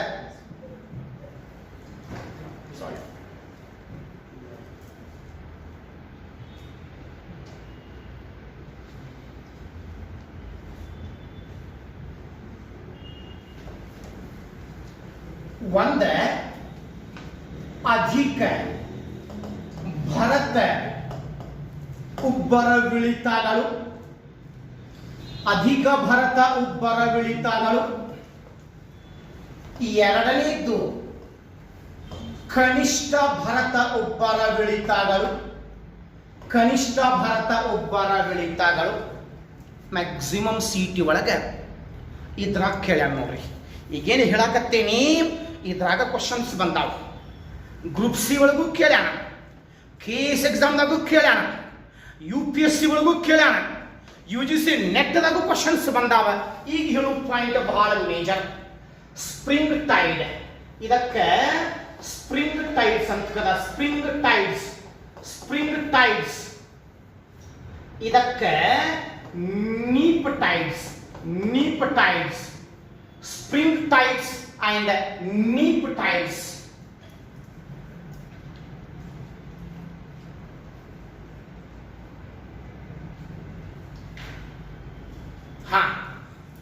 ಕ್ವಶನ್ ಹೆಂಗ ಕೇಳ್ಯಾನಪ್ಪ? ಅಧಿಕ ಭರತ ಉಬ್ಬರವಿಳಿತಗಳು ಯಾವಾಗ ಸಂಭವಿಸುತ್ತವೆ? ಅದೇ ಅಧಿಕ ಭರತಗಳು ಯಾವಾಗ ಆಗ್ತವೆ? High tides, higher than the high tides, lower than the low tides ಯಾವಾಗ ಆಗ್ತಾವ ಪ್ರಶ್ನೆ ಬಂದಾವಿಲ್ಲಿ. ಅಧಿಕ ಭರತ ಉಬ್ಬರವಿಳಿತಗಳು ಅಮಾವಾಸ್ಯೆ ಮತ್ತು ಹುಣ್ಣಿಮೆ, ಅಮಾವಾಸ್ಯೆ ಮತ್ತು ಹುಣ್ಣಿಮೆ, new Moon day, okay, full Moon day ಇಲ್ಲಿ ಅದಾವಲ್ಲ. ಅಧಿಕ ಭರತ ಉಬ್ಬರವಿಳಿತಗಳು ಆಗುವುದು ಅಮಾವಾಸ್ಯೆ ಮತ್ತು ಹುಣ್ಣಿಮೆ. ಕೆಲವೊಂದು ಎಕ್ಸಾಮ್ದಾಗ ಆನ್ಸರ್ ಇದನ್ನ ಕೊಟ್ಟಾನ.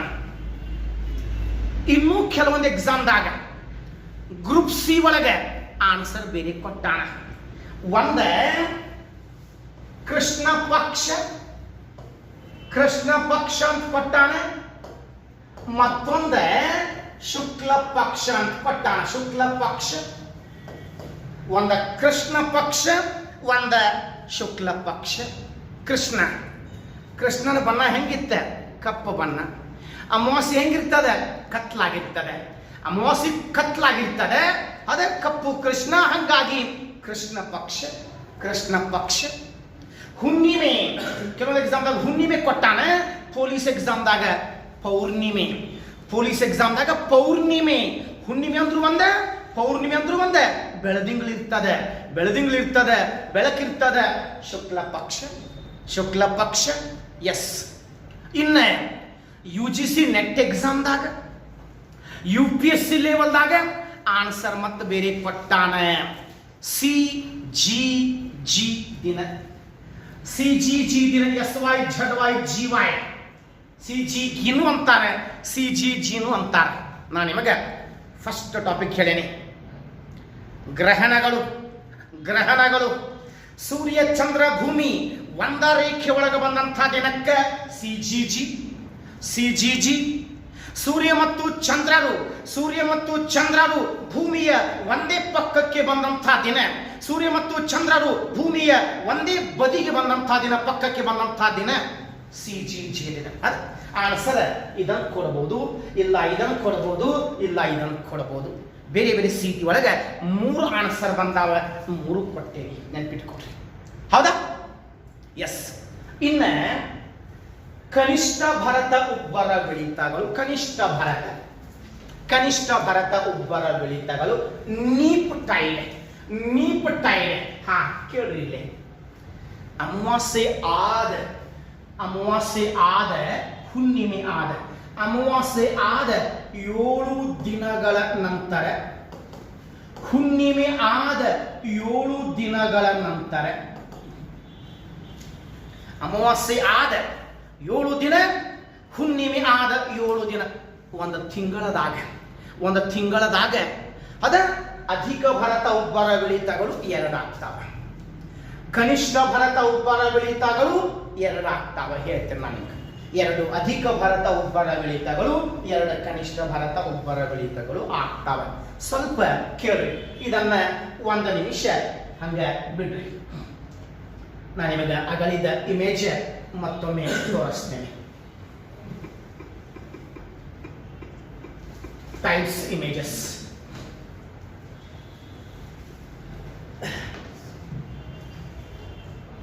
ಅದ ನೋಡ್ರಿ, ದೊಡ್ಡ ಪ್ರಮಾಣದೊಳಗೆ ಏನದಾವಲ್ಲ ಈ ಇಮೇಜ್ಗಳು, ಅದ ಮೇಲೆ ಬರ್ತದೆ ನೀರು, ಆ ಮೇಲೆ ಬರುವುದು ನಮಗೆ ಕಾಣಿಸ್ತಾ ಇದೆ. ದೊಡ್ಡ ಅಲೆಗಳು ಬರ್ತದೆ. ಯಾಕೆ? ಕಾಮನ್ ಆಗಿ ಅಲೆಗಳು ಬರ್ತಿರ್ತಾವೆ. ಆ ಅಲೆಗಳಲ್ಲಿ ನಮ್ಮ ಅಲೆಗಳು ಯಾವುದು, ಈ ಟೈಪ್ಸ್ ಯಾವುದೋ ಗೊತ್ತಾಗೋದಿಲ್ಲ. ಯಾಕೆ? ಅಲೆಗಳಲ್ಲಿ ಕೂಡಿ ಬಿಡ್ತಾವ. ಹಂಗ ಕ್ಲಿಯರ್ಲಿ ಗೊತ್ತಾಗೋದಿಲ್ಲ ನಮಗೆ ಅಲೆಗಳು ಬರಕತ್ತಾವ. ಅದ ಬಟ್ ಈಗ ನಮ್ಗೆ ಕ್ಲಿಯರ್ಲಿ ಎಲ್ಲಿ ಕಾಣಿಸ್ತಾವ?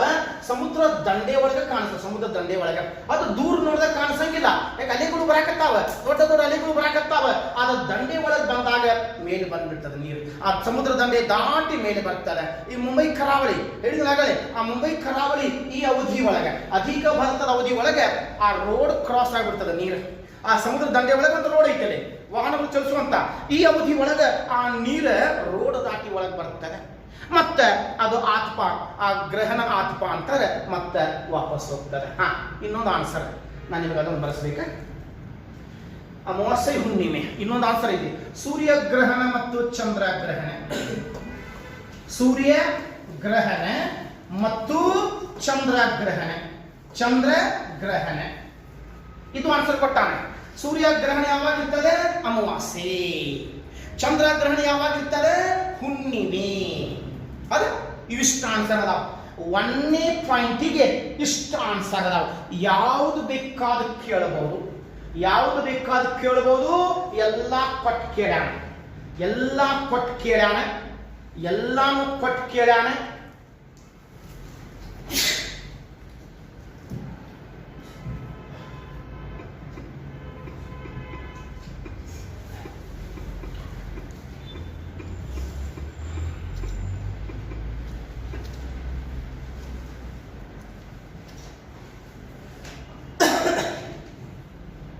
ಕೇಳ್ರಿ, ಜಸ್ಟ್ ಮೊದಲು ಹೇಳ್ಬೇಕಾಗತ್ತೆ. ಈಗ ಹೇಳ್ತೇನೆ. ಈಗ ಭೂಮಿ ಮೇಲೆ ಏನ್ ನೀರು ಐತಲ್ಲ, ಒಂಥರ ಬಲೂನ್ ಇದೆ, ಚಂದ ರಬ್ಬರ್ ಚಂದ ಬಲೂನ್. ಎಸ್, ಈಗ ಚಂದ್ರ ಇಲ್ಲಿ ಅದಾನ, ಚಂದ್ರ ಇಲ್ಲಿ ಅದಾನ. ಇದು ನಾನು ಮೊದಲೇ ಹೇಳಬೇಕಾಗಿತ್ತು, ಹೇಳ್ತಾ ಇದ್ದೇನೆ. Just information. ಚಂದ್ರ ಇಲ್ಲಿ ಅದಾನ, ಚಂದ್ರನ ಆಕರ್ಷಣ ಬಲ ಇಲ್ಲಿ ಐತಿ. ಚಂದ್ರನ ಆಕರ್ಷಣ ಬಲ ಇಲ್ಲಿ ಐತಿ. ಆ ಚಂದ್ರನ ಆಕರ್ಷಣ ಬಲದಿಂದ ಇಲ್ಲಿ ನೀರು ಹೊರಗೆ ಬರ್ತದೆ, ಇಲ್ಲಿ ನೀರು ಮೇಲೆ ಬರ್ತದೆ. ಬಟ್ ಇಲ್ಲಿ ಚಂದ್ರನ ಆಕರ್ಷಣ ಬಲ, ಅದು ಚಂದ್ರನ ಚಂದ್ರ ಇಲ್ಲಿ ಐತಿ, ಹೌದಾ? ಇಲ್ಲಿ ಐತಿ. ತಿಳ್ಕೊಡ್ರಿ, ಎಲ್ಲ ತಿಳ್ಕೊಡ್ರಿ. ಈಗ ಈ ಕಡೆ ಚಂದ್ರ ಅದ, ಓಕೆ, ಅಲ್ಲಿ ಅದ ಚಂದ್ರ, ಅಲ್ಲಿ ಚಂದ್ರ ಅದ. ಚಂದ್ರನ ಆಕರ್ಷಣ ಬಲದಿಂದ ಅಲ್ಲಿ ಏರುಬ್ಬರ ಆತ. ಇಲ್ಲಿ ಏರುಬ್ಬರ ಆದಾಗ ಇಲ್ಲೇನು ಏರುಬ್ಬರ ಆಗ್ತದೆ. ಚಂದ್ರ ಇಲ್ಲಿದೆ, ಚಂದ್ರ ಇಲ್ಲ. ಅದ ಭೂಮಿಯ ವಿಮುಖಾತನ ಶಕ್ತಿ ಅಂತ ಇರುತ್ತೆ. ಭೂಮಿಯ ವಿಮುಖಾತನ ಶಕ್ತಿ, ಓಕೆ. ಇದು ಗ್ರಾವಿಟೇಷನಲ್ ಪುಲ್ ಆಗ್ತದೆ, ಇದು ವಿಮುಖಾತನ ಶಕ್ತಿ. ಯಾಕಂದ್ರೆ ರಬ್ಬರ್ ಬಾಲ್ ಇದ್ದಂಗೆ, ನಾ ಮೊದಲೇ ಹೇಳಿ ರಬ್ಬರ್ ಬಾಲ್. ಈಗ ರಬ್ಬರ್ ಬಾಲ್ ನೋಡ್ರಿ, ಮೊದಲು ರೌಂಡ್ ಐತಿ, ಮೊದಲು ರೌಂಡ್ ಐತಿ. ಆ ರಬ್ಬರ್ ಬಾಲ್ ನಾವು ಒತ್ತಿದ್ರೆ, ಹಿಂಗೆ ಒತ್ತಿದ್ರೆ ಏನಾಗ್ತದೆ? ನಡಕ ಪ್ರೆಸ್ ಆಗ್ತದೆ, ಈ ಕಡೆ ಹೆಚ್ಚಾಗ್ತದೆ. ಹಂಗಾಗಿ ಆ ರಬ್ಬರ್ ಬಾಲ್ ಯಾವ ರೀತಿ ಆಕ್ಟ್ ಮಾಡ್ತದೆ, ಹಂಗೆ ನೀರು ಆಕ್ಟ್ ಮಾಡ್ತದೆ. ಅಲ್ಲೇ ಏರುಬ್ಬರ ಆದಾಗ ಇಲ್ಲೇನು ಏರುಬ್ಬರ ಆಗ್ತದೆ. ಅದ ಎರಡು ಕಡೆ ಆಗ್ತದೆ, ಬಟ್ ಇಲ್ಲಿ ನೀರ ಒಳಗೆ ಬರ್ತದೆ. ಆದ್ರೆ ಗ್ರಾವಿಟೇಷನ್ ಇದ್ರದ ಭೂಮಿಯ ವಿಮುಖಾತನ ಶಕ್ತಿಯಿಂದ ಏನಾಗ್ತದೆ? ಈ ಕಡೆನೂ ಆಗ್ತದೆ, ಈ ಕಡೆನೂ ಆಗ್ತದೆ. ಬಟ್ ಇಲ್ಲಿ ಚಂದ್ರ ಇಲ್ಲ, ಆದ್ರೂ ಆಗ್ತದೆ. ಭೂಮಿಯ ವಿಮುಖಾತನ ಶಕ್ತಿಯಾಗಿರ್ತದೆ. ಇದು ನಿಮಗೆ ಗೊತ್ತಿರಲಿ, ಓಕೆ. ಮೊದಲ ತಿಳಿಸಬೇಕಾಗಿತ್ತ, ಈಗ ತಿಳಿಸಾಕತ್ತೀನಿ. ಎಸ್, ಈಗ ನಾವು ಅಧಿಕ ಭರತ ಉಬ್ಬರವಿಳಿತಗಳ ಬಗ್ಗೆ ಸ್ವಲ್ಪ ನೋಡೋಣ. ಅಧಿಕ ಭರತ ಉಬ್ಬರವಿಳಿತಗಳು. Spring tide, spring tide image. Spring tide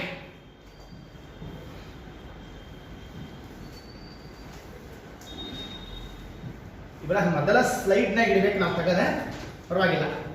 spring tides image. ಅಧಿಕ ಭರತ ಉಬ್ಬರವಿಳಿತಗಳು ಹೆಂಗಾಗ್ತಾವ ಅನ್ನೋದು ಸ್ವಲ್ಪ ಇಲ್ಲೇ ನೋಡ್ಕೊಡ್ರಿ. ಸ್ಪ್ರಿಂಗ್ ಟೈಡ್ ಇಮೇಜಸ್ ಬಹಳ ಚಂದ ಅದಾವ. ಇದ್ರಾಗ ಸ್ವಲ್ಪ ಮಾಡ್ಯಾರ. ಇಲ್ಲಿ ಪರವಾಗಿಲ್ಲ, ಗೂಗಲ್ದಾಗ ಹೋದ್ರೆ ಇಲ್ಲಿ ನಾವು ಇದ್ರ ಮೇಲೆ ಬರೀಬಹುದು. ಅದು ಗೂಗಲ್ ಮೇಲೆ ಬರೀಲಿಕ್ಕೆ ಆಗುದಿಲ್ಲ, ಹಂಗಾಗಿ ನನಗೆ ಸ್ವಲ್ಪ ದೊಡ್ಡ ಪ್ರಾಬ್ಲಮ್ ಆಗ್ತಾ ಇದೆ. ಓಕೆ, ಕಾಣಿಸ್ತದೆ, ಪರವಾಗಿಲ್ಲ, ಕಾಣಿಸ್ತದೆ. ಇಲ್ಲೇನು ಕ್ಲಿಯರ್ಲಿ ಕಾಣಿಸ್ತದೆ. ಎಸ್, ಇದೆ ಕ್ಲಿಯರ್. ಟೈಡಲ್ ಬಚ್. ಅಧಿಕ ಭರತ ಉಬ್ಬರವಿಳಿತಗಳು. ಎಸ್, ಅಧಿಕ ಭರತ ಉಬ್ಬರವಿಳಿತಗಳು. ಅಧಿಕ ಭರತ ಉಬ್ಬರವಿಳಿತಗಳು ಯಾವಾಗ ಆಗ್ತಾವ ಅನ್ನೋದು ನಿಮಗ ಗೊತ್ತಾಗ್ತದೆ, ಹೌದಾ? ಎಸ್, ಕೇಳಿ. ವಿಶೇಷವಾಗಿ ಅಧಿಕ ಭರತ ಉಬ್ಬರವಿಳಿತಗಳು ಅಮಾವಾಸ್ಯೆ ಅಥವಾ ಹುಣ್ಣಿಮೆ ಅಥವಾ ಕೃಷ್ಣ ಪಕ್ಷ, ಶುಕ್ಲ ಪಕ್ಷ, ಸಿಜಿಜಿ, ಸೂರ್ಯಗ್ರಹಣ ಮತ್ತು ಚಂದ್ರಗ್ರಹಣಗಳ ಅವಧಿ ಒಳಗೆ ಅಧಿಕ ಭರತ ಉಬ್ಬರವಿಳಿತಗಳು ಆಗ್ತಾವೆ. ಕೇಳ್ರಿ, ಈಗ ಈ ಮೂರು ಒಂದ ರೇಖೆ ಒಳಗೆ ಬಂದಾವ. ಸೂರ್ಯ, ಭೂಮಿ, ಚಂದ್ರ. ಮೂರು ಆಕಾಶ ಕಾಯಗಳು ಒಂದ ರೇಖೆ ಒಳಗೆ ಬಂದಂತ ದಿನಕ್ಕೆ ಏನಂತ ಕರೆದೇವಪ್ಪ ನಾವು ಸಿ ಜಿ ಜಿ ಅದ ಸಿ ಜಿ ಜಿ ಅಂತ ಕರೆದೇವೆ. ಹಾ, ಈಗ ಕೇಳ್ರಿ ಹುಣ್ಣಿಮೆ. ಈಗ ಹುಣ್ಣಿಮೆ ಬಂದೈತೆ ಅದ, ಹುಣ್ಣಿಮೆ ಬಂದಿರ್ತದ.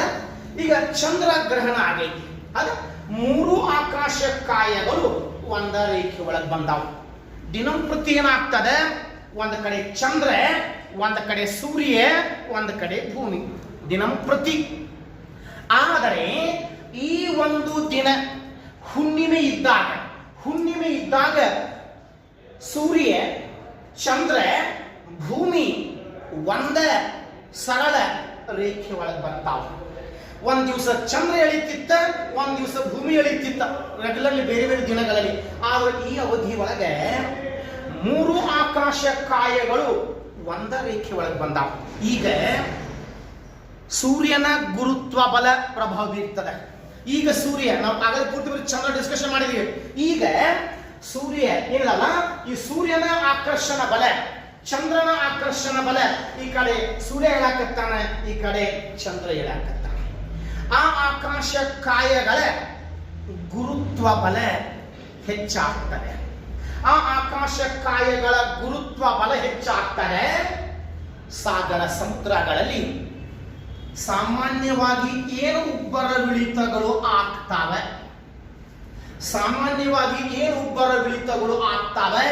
ಆ ಸಾಮಾನ್ಯ ಉಬ್ಬರವಿಳಿತಕ್ಕಿಂತಲೂ 20% ಉಬ್ಬರವಿಳಿತಗಳ ಪ್ರಮಾಣ ಹೆಚ್ಚಾಗ್ತದೆ. 20% ಉಬ್ಬರವಿಳಿತಗಳ ಪ್ರಮಾಣ ಹೆಚ್ಚಾಗ್ತದೆ. ಆ ಹೆಚ್ಚಾಗುವುದಕ್ಕೆ ನಾವು ಅಧಿಕ ಭರತ ಉಬ್ಬರವಿಳಿತ ಅಂತ ಕರೆದೇವೆ. ಈಗ ನಾನು ನಿಮ್ಗೆ ಕೊಟ್ಟಿದ್ದ ಅಮಾವಾಸ್ಯೆ.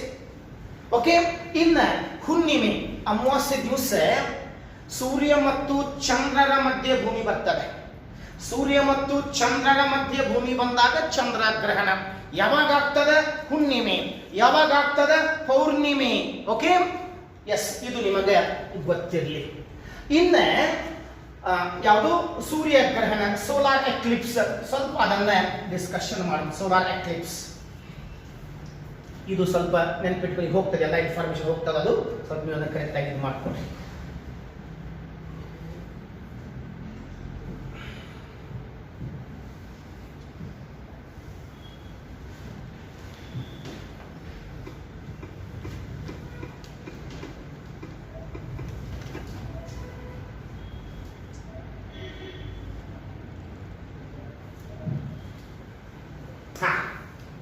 ಇದು ವಿಶೇಷವಾಗಿ ಸೂರ್ಯಗ್ರಹಣ ಬಾಣದಲ್ಲಿ ಚಂದದವ ಇರಲಿ.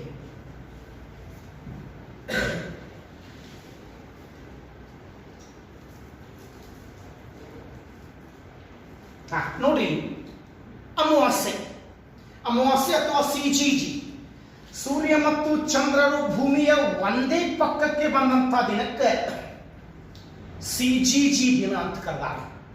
ಈಗ ಅಮಾವಾಸ್ಯೆ ಐತಿ, ಏನಾಗಿರ್ತದೆ? ಸೂರ್ಯ ಮತ್ತು ಚಂದ್ರರು ಎರಡು ಭೂಮಿ ಒಂದ ಸೈಡಿಗೆ ಬಂದಾವ. ಈಗ ಭೂಮಿಯ ಮೇಲೆ ಎರಡು ಆಕಾಶ ಕಾಯಗಳ ಗುರುತ್ವ ಬಲ ಹೆಚ್ಚಾಗ್ತದೆ. ದಿನಂಪ್ರತಿ ಬರೀ ಚಂದ್ರ ಎಳಿತಿತ್ತು, ಬಟ್ ಇವಾಗ ಎರಡು ಆಕಾಶ ಕಾಯಗಳು ಕೂಡಿ ಭೂಮಿಗೆ, ಆ ನೀರಿಗೆ ಎಳಿತಾ ಇದ್ದಾವೆ.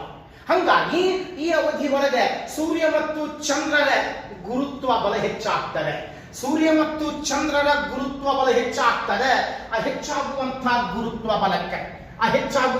ಗುರುತ್ವ ಬಲ ಏನಿದೆಲ್ಲ ಅದೇ ಸಾಮಾನ್ಯವಾಗಿ ಏನು ಉಬ್ಬರವಿಳಿತಗಳು ಆಗ್ತಾವೆ, ಆ ಸಾಮಾನ್ಯ ಮಟ್ಟಕ್ಕಿಂತಲೂ 20% ಉಬ್ಬರವಿಳಿತಗಳ ಪ್ರಮಾಣ ಪ್ಲಸ್ ಆಗ್ತದೆ, ಹೆಚ್ಚಾಗ್ತದೆ.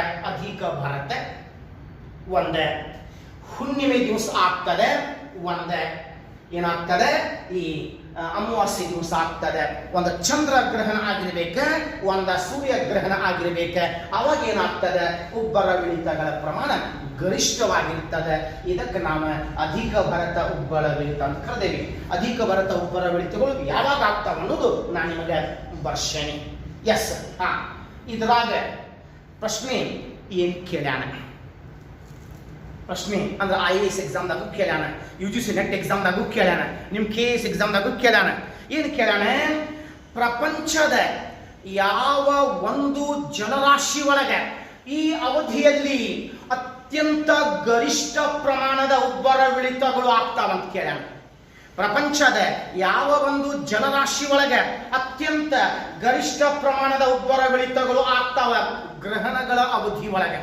ಗ್ರಹಣಗಳು ಆದಂತ ಸಂದರ್ಭದೊಳಗೆ ಅದು ಸೂರ್ಯ ಗ್ರಹಣ ಇರ್ಬೋದು, ಅದು ಚಂದ್ರ ಗ್ರಹಣ ಇರ್ಬೋದು. ಹಂಗಾದ್ರೆ ಅದು ಯಾವುದಪ್ಪ ಅಂತಂದ್ರೆ ಅದು ಗಲ್ಫ್ ಆಫ್ ಫಂಡಿ. ಅದಕ್ಕೆ ನಾವು ಫಂಡಿ ಕೊಲ್ಲಿ ಅಂತ ಕರೆದೇವೆ. ಫಂಡಿ ಕೊಲ್ಲಿ ಒಳಗೆ ಫಂಡಿ ಕೊಲ್ಲಿ ಚಿತ್ರ ತೋರಿಸ್ತೇನೆ. ಫಂಡಿ ಕೊಲ್ಲಿ,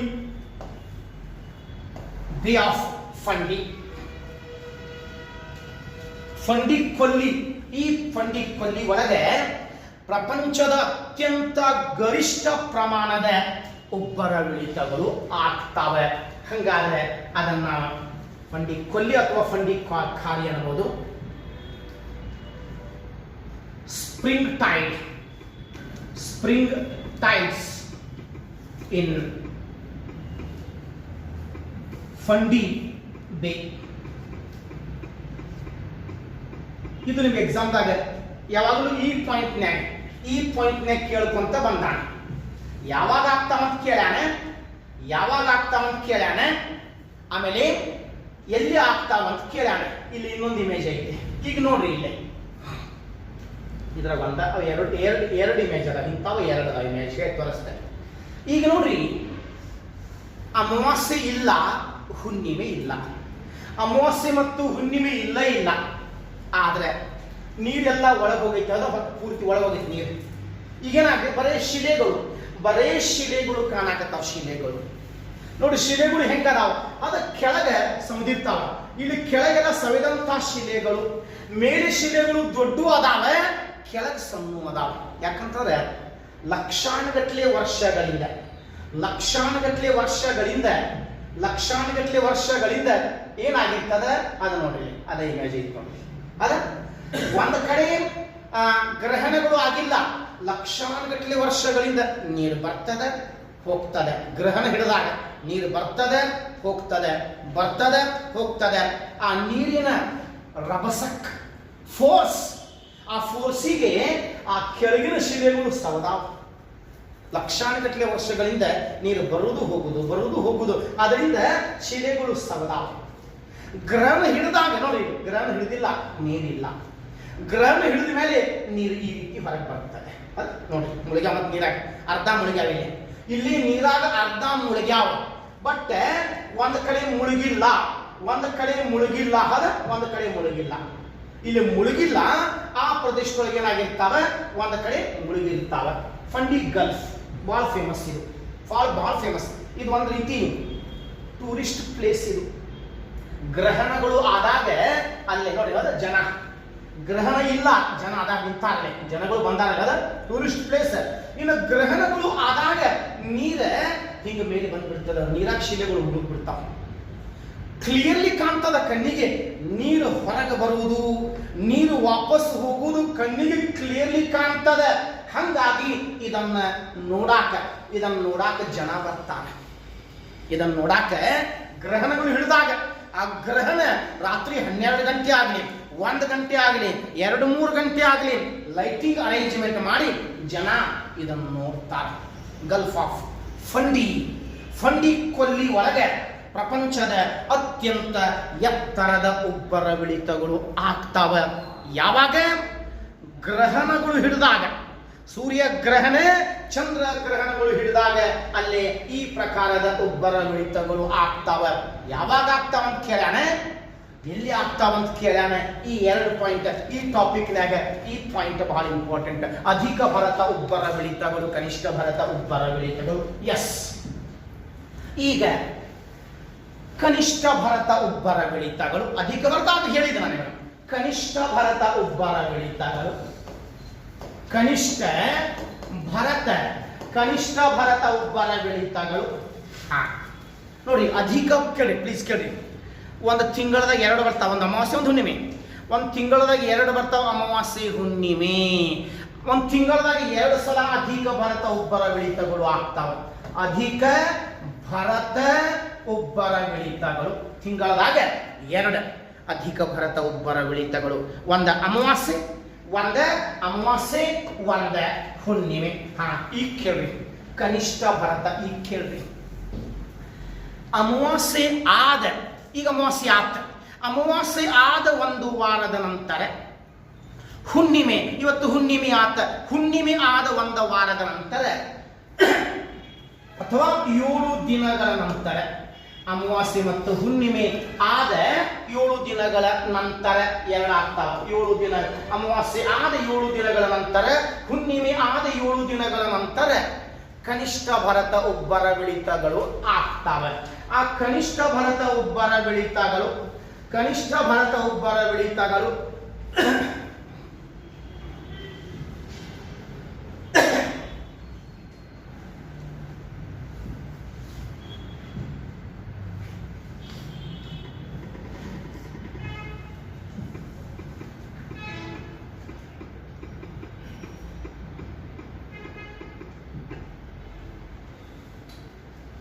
ನೀಪ್ ಟೈಡ್, ಕನಿಷ್ಠ ಭರತ ಉಬ್ಬರವಿಳಿತಗಳು. Yes, neap tide. ಮೊದಲು ಚಂದ್ರ ಇಲ್ಲಿ ಇದ್ದ, ಆಮೇಲೆ ಚಂದ್ರ ಇಲ್ಲಿ ಬಂದ. ಅದ ಅಮಾವಾಸ್ಯೆ ಇದ್ದಾಗ ಇಲ್ಲಿ, ಆಮೇಲೆ ಚಂದ್ರ 1 ವಾರಕ್ಕೆ ಇಲ್ಲಿ ಬರ್ತಾನೆ, ಹುಣ್ಣಿಮೆ ಇದ್ದಾಗ ಇಲ್ಲಿ ಬರ್ತಾನೆ, ಮತ್ತೆ ಇಲ್ಲಿ ಬರ್ತಾನೆ. ಇಲ್ಲಿ ಒಂದು ತಿಂಗಳದಾಗ 2, ಒಂದು ಅಮಾವಾಸ್ಯೆ, ಒಂದು ಹುಣ್ಣಿಮೆ. ಅಮಾವಾಸ್ಯೆ ಒಳಗೆ ಇಲ್ಲಿ ಅದಾನ ಸೂರ್ಯ, ಹುಣ್ಣಿಮೆ ಒಳಗೆ ಚಂದ್ರ ಇಲ್ಲಿ ಅದಾನ. 2 ಸಲ ಆತ. ಈಗ ನೋಡಿ, ಇಲ್ಲಿಂದ ಚಂದ್ರ ಇಲ್ಲಿ ಬರ್ತಾನೆ. 7 ದಿನ ಇಲ್ಲಿ, 7 ದಿನ ಇಲ್ಲಿ, 7 ದಿನ ಇಲ್ಲಿ, 7 ದಿನ ಇಲ್ಲೇ, 29 ದಿನ ಹೆಚ್ಚು ಕಡಿಮೆ 13 ನಿಮಿಷ ಬಿಟ್ಟೆ ನಾನು. ಎಸ್, ಇಲ್ಲಿದ್ದಂಥ ಚಂದ್ರ ಇಲ್ಲಿ ಬರ್ತಾನೆ 7 ದಿನಗಳ ನಂತರ. ಹೌದಾ, ಇಲ್ಲಿ ಚಂದ್ರನ ಆಕರ್ಷಣ ಬಲ ಕಡಿಮೆ ಆಗ್ತದೆ. ಸಾಮಾನ್ಯವಾಗಿ ಇಲ್ಲಿ ಧ್ರುವ ಪ್ರದೇಶ ದೂರ ಆಗ್ತಾನೆ. ಚಂದ್ರನ ಆಕರ್ಷಣ ಬಲ ಕಡಿಮೆ ಆಗುವುದರಿಂದ 7 ದಿನಕ್ಕೆ ಮತ್ತೆ ಚಂದ್ರ ಇಲ್ಲಿ ಬರ್ತಾನೆ, ಮತ್ತೆ 7 ದಿನಕ್ಕೆ ಇಲ್ಲಿಂದ ಮತ್ತೆ ಇಲ್ಲಿ ಬರ್ತಾನೆ. ಆ 7 ದಿನಕ್ಕೆ ಮತ್ತೆ ಚಂದ್ರನ ಆಕರ್ಷಣ ಬಲ ಕಡಿಮೆ ಆಗ್ತದೆ. ಆ ಚಂದ್ರನ ಆಕರ್ಷಣ ಬಲ ಕಡಿಮೆ ಯಾಕೆ ಆಗ್ತದೆ? ಈಗ 90 ಡಿಗ್ರಿ ಕೊಂದಾಗ ಬಂದಾವ ನೋಡ್ರಿ. ಅದೇ ಚಂದ್ರ ಭೂಮಿಗೆ 90 ಡಿಗ್ರಿ ಕೊಂದಾಗ ಬಂದೈತಿ, ಚಂದ್ರ ಭೂಮಿಗೆ 90 ಡಿಗ್ರಿ ಕೊಂದಾಗ ಬಂದಿರ್ತದೆ. ಹಂಗಾಗಿ ಇಲ್ಲಿ ಪರಸ್ಪರ ವಿರುದ್ಧವಾಗಿದ್ದಾವೆ. ಚಂದ್ರ ಮತ್ತು ಸೂರ್ಯ ಪರಸ್ಪರ ವಿರುದ್ಧವಾಗಿದ್ದಾವೆ. ಆ ಆಕಾಶಕ್ಕ 2 ಎಳಕತ್ತಾವ. ಇದು ಎಳಕತ್ತೈತಿ, ಇದು ಎಳಕತ್ತೈತಿ. ಅದ ನೀರ ಇದು ಎಳಕತ್ತೈತಿ, ಇದು ಎಳಕತ್ತೈತಿ. ಅವಾಗ ಸೂರ್ಯ ಮತ್ತು ಚಂದ್ರನ ಗುರುತ್ವ ಬಲ ಪರಸ್ಪರ ವಿರುದ್ಧವಾಗ್ತದೆ, ಅಪೋಸಿಷನ್ ಆಗ್ತದೆ. ಆವಾಗ ಭೂಮಿಯ ಮೇಲೆ ಆಕರ್ಷಣ ಬಲ ಕಡಿಮೆ ಆಗ್ತದೆ.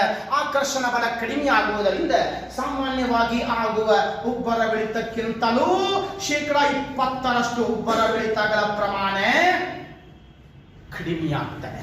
20% ಉಬ್ಬರವಿಳಿತಗಳ ಪ್ರಮಾಣ ಕಡಿಮೆ ಆಗ್ತದೆ. ಇದಕ್ಕೆ ಕನಿಷ್ಠ ಭರತ ಉಬ್ಬರವಿಳಿತಗಳು ಯಾವಾಗ ಆಗ್ತವೆ? ಅಮಾವಾಸ್ಯೆ ಆದ 1 ವಾರದ ನಂತರ, ಹುಣ್ಣಿಮೆ ಆದ 1 ವಾರದ ನಂತರ ಕನಿಷ್ಠ ಭರತಗಳು. 1 ತಿಂಗಳದಾಗ 2 ಕನಿಷ್ಠ ಭರತ ಉಬ್ಬರವಿಳಿತಗಳು ಆಗ್ತವೆ.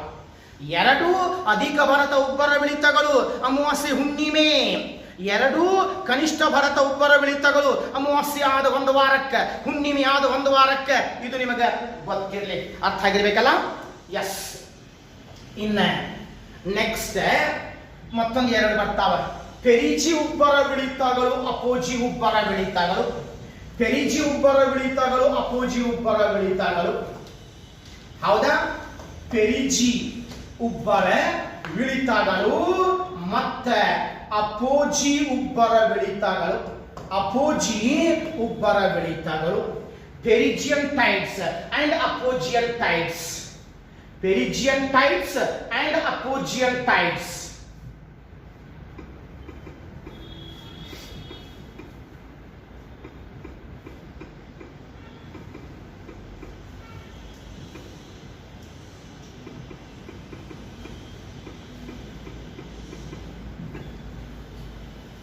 ಪೆರಿಜಿ ಉಬ್ಬರವಿಳಿತಗಳು ಮತ್ತು ಅಪೋಜಿ ಉಬ್ಬರವಿಳಿತಗಳು. Perigean tides and apogean tides.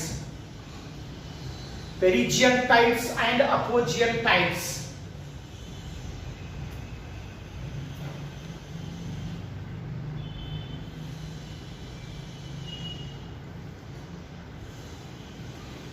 ಇದು ಪೆರಿಹೀಲಿಯನ್ ಅಪೆಹೀಲಿಯನ್ ಅಂತ.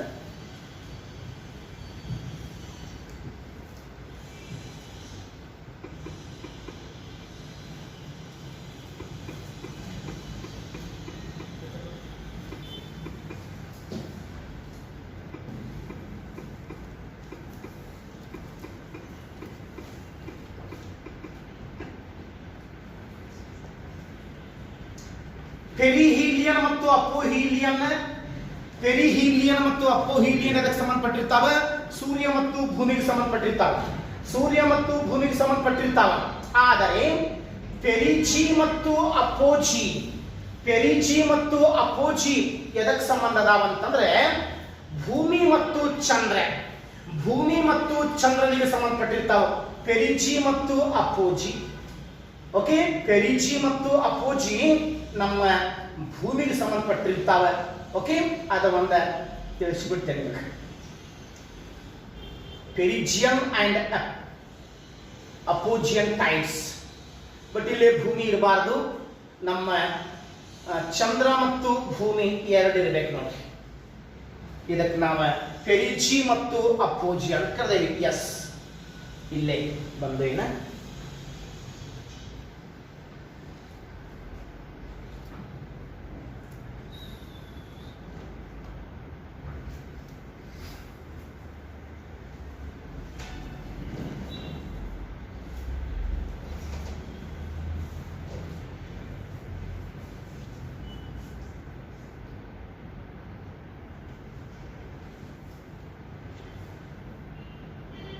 ಇದನ್ನ ತಗೊಂಡ್ಬಿಡ್ತಾರೆ.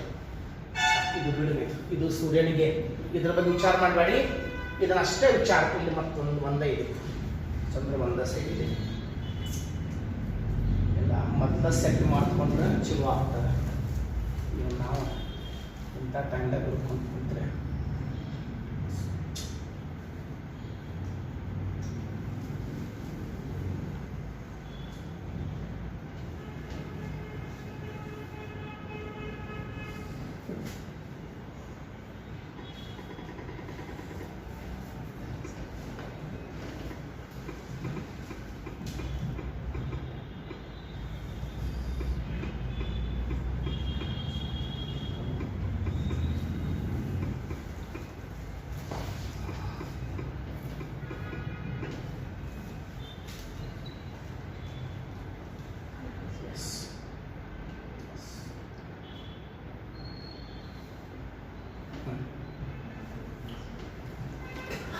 ಈಗ ನೋಡ್ರಿ, ಭೂಮಿ ಸೂರ್ಯನಿಗೆ ಪ್ರದಕ್ಷಿಣೆ ಹಾಕಬೇಕಾದ್ರೆ ಭೂಮಿ ಸೂರ್ಯನಿಗೆ ಒಂದ್ಸಲ ಸಮೀಪ ಬರ್ತದೆ, ಒಂದ್ಸಲ ದೂರ ಹೋಗ್ತದೆ. ಜನವರಿ 3ನೇ ತಾರೀಕಿಗೆ ಭೂಮಿ ಸಮೀಪ ಬರ್ತದೆ, ಪೆರಿಹೀಲಿಯಂ. ಜುಲೈ 4ನೇ ತಾರೀಕಿಗೆ ಭೂಮಿ ದೂರ ಹೋಗ್ತದೆ, ಅಪೆಹೀಲಿಯಂ. ಅದೇ ರೀತಿ ಚಂದ್ರ ಭೂಮಿ ಸುತ್ತಲೂ ಪ್ರದಕ್ಷಿಣೆ ಹಾಕ್ತಾ ಇದೆ. ಚಂದ್ರ ಭೂಮಿ ಸುತ್ತಲೂ ಪ್ರದಕ್ಷಿಣೆ ಹಾಕಬೇಕಾದ್ರೆ ಒಮ್ಮೆ ಚಂದ್ರ ಭೂಮಿಗೆ ಸಮೀಪ ಬರ್ತದೆ. ಆ ಚಂದ್ರ ಭೂಮಿಗೆ ಸಮೀಪ ಬರುವಂತಹ ದಿನಕ್ಕೆ ಪೆರಿಜಿ ದಿನ, ಪೆರಿಜಿ ದಿನ. ಓಕೆ, ಪೆರಿಜಿ ದಿನ ಅಂತ ಕರೆದ, ಪೆರಿಜಿ ದಿನ, ಪೆರಿಜಿ ದಿನ. ಓಕೆ, ಇಲ್ಲಿ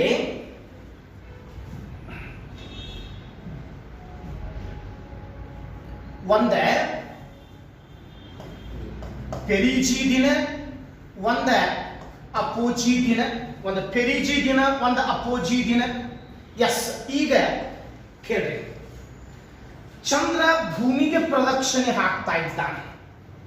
ಚಂದ್ರ ಹಾಗೂ ಭೂಮಿಯ ನಡುವಿನ ಸರಾಸರಿ ದೂರ 3,84,000 ಕಿಲೋಮೀಟರ್ ಐತಿ. 3,84,000 ಕಿಲೋಮೀಟರ್. ಆದ್ರೆ ಆ ಚಂದ್ರ ಭೂಮಿಗೆ ಸುತ್ತ ಹಾಕಬೇಕಾದ್ರೆ ಫಿಕ್ಸ್ ಒಂದ ಡೇಟಿಗೆ ಸಮೀಪ ಬರಂಗಿಲ್ಲ, ಒಂದ ಡೇಟಿಗೆ ದೂರ ಹೋಗಂಗಿಲ್ಲ. ಯಾಕೆ? ದಿನ ಲೇಟ್ ಆಗಿ ಬರ್ತಾನ, ದಿನ 52 ನಿಮಿಷ ಚಂದ್ರ ಲೇಟ್ ಆಗಿ ಬರ್ತಾನ. ಹಂಗಾಗಿ ಫಿಕ್ಸ್ ಡೇಟ್ ಹೇಳಕ್ ಬರಂಗಿಲ್ಲ ಇದಕ್ಕೆ. ಎಸ್, ಚಂದ್ರ ಹಾಗೂ ಭೂಮಿಯ ನಡುವಿನ ಸರಾಸರಿ ದೂರ 3,84,000 ಕಿಲೋಮೀಟರ್.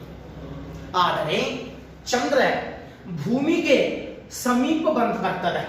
ಕೆಲವೊಮ್ಮೆ ಚಂದ್ರ ಭೂಮಿಗೆ ಸಮೀಪ ಬರ್ತದೆ, ಆ ಚಂದ್ರ ಭೂಮಿಗೆ ಸಮೀಪ ಬರುವಂತಹ ದಿನಕ್ಕೆ ಪೆರಿಜಿ ದಿನ ಅಂತ ಕಲ, ಪೆರಿಜಿಯನ್ ಮೂನ್.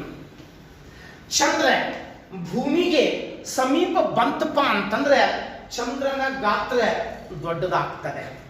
ಚಂದ್ರನ ಗಾತ್ರ ದೊಡ್ಡದಾಗ್ತದೆ.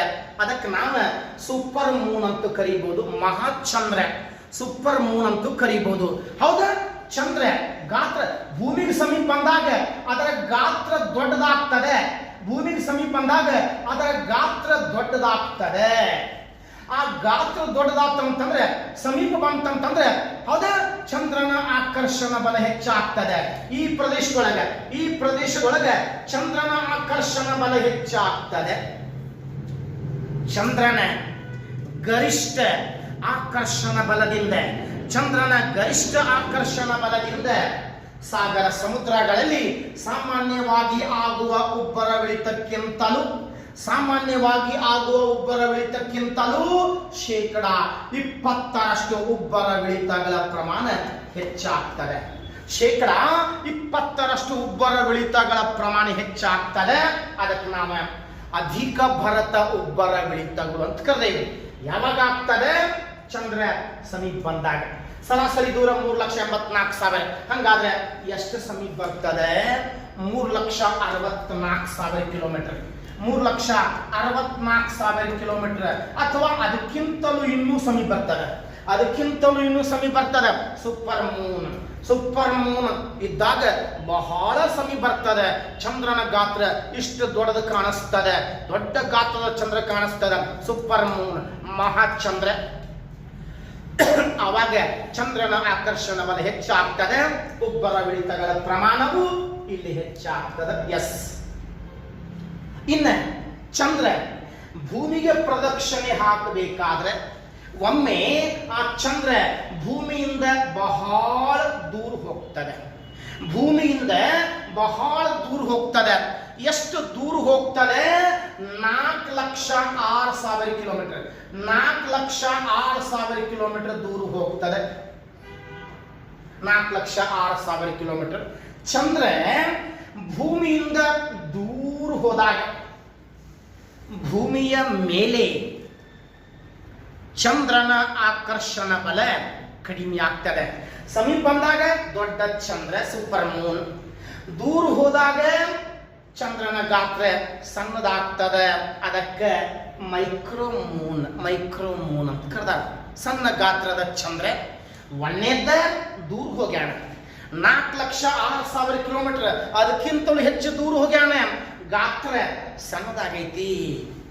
ದೂರ ಹೋದಾಗ ಗಾತ್ರ ಸಣ್ಣದಾದಾಗ ಭೂಮಿಯ ಮೇಲೆ ಚಂದ್ರನ ಆಕರ್ಷಣ ಬಲ ಕಡಿಮೆ ಆಗ್ತದೆ. ಚಂದ್ರನ ಆಕರ್ಷಣ ಬಲ ಕಡಿಮೆ ಆತಂತಂದ್ರೆ ಏನಾಗ್ತದೆ?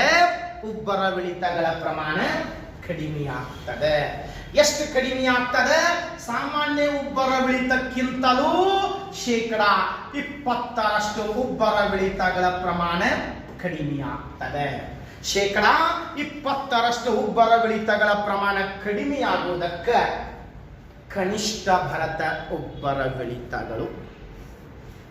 ಎಸ್, ಇದು ಉಬ್ಬರವಿಳಿತಗಳ ಟಾಪಿಕ್ ನೋಡ್ರಿ. ಉಬ್ಬರವಿಳಿತಗಳು ಅಂದ್ರೆ ಏನು? ಉಬ್ಬರವಿಳಿತಗಳು ಹೆಂಗಾಗ್ತವೆ? ಉಬ್ಬರವಿಳಿತಗಳಿಗೆ ಕಾರಣವೇನು? ಅಧಿಕ ಭರತ ಯಾವಾಗ ಆಗ್ತದೆ? ಕನಿಷ್ಠ ಭರತ ಯಾವಾಗ ಆಗ್ತದೆ? ಒಂದು ಏರುಬ್ಬರಕ್ಕೂ ಒಂದು ಇಳಿಯುಬ್ಬರಕ್ಕೂ ವೇಳೆಯ ಅಂತರ, ಒಂದು ಏರುಬ್ಬರ ಮತ್ತೊಂದು ಏರುಬ್ಬರಕ್ಕೆ ಅಂತರ, ಪ್ರಪಂಚದೊಳಗೆ ಅತ್ಯಂತ ಗರಿಷ್ಠ ಪ್ರಮಾಣದ ಉಬ್ಬರವಿಳಿತಗಳು ಯಾವಾಗ ಆಗ್ತಾವ? ಹಿಂಗೆ ಸುಮಾರು ಕ್ವಶನ್ಸ್ ಬಂದಾವ ಎಲ್ಲ ಎಕ್ಸಾಮಿಗೆ. ಲೋ ಲೆವೆಲ್ PC ಎಕ್ಸಾಮ್ದಿಂದ ನಿಮ್ಮ DC ಎಕ್ಸಾಮಿಗೆ, ಎಲ್ಲ ಎಕ್ಸಾಮಿಗೆ ಈ ಟಾಪಿಕ್ ಬಹಳ ಯೋಗ್ಯವಾದಂಥ ಟಾಪಿಕ್, ಹೆಚ್ಚು ಉಪಯುಕ್ತವಾದಂಥ ಟಾಪಿಕ್ ಆಗಿರ್ತದೆ. ಯಾವ್ಯಾವ ಎಕ್ಸಾಮ್ದಾಗ 20-25 ವರ್ಷದಾಗ ಕ್ವಶನ್ಸ್ ಯಾವ ರೀತಿ ಕೇಳಿದ್ದಾನೆ ಒಂದು ಬಿಡ್ಲಾರ್ದಂಗೆ ಎಲ್ಲ ಇನ್ಫಾರ್ಮೇಶನ್ ಕೊಟ್ಟಿದ್ದೇನೆ. ಇಲ್ಲಿಗೆ ಈ ಟಾಪಿಕ್ ಕಂಪ್ಲೀಟ್ ಆಯ್ತು ನೋಡಿ. ಇನ್ನು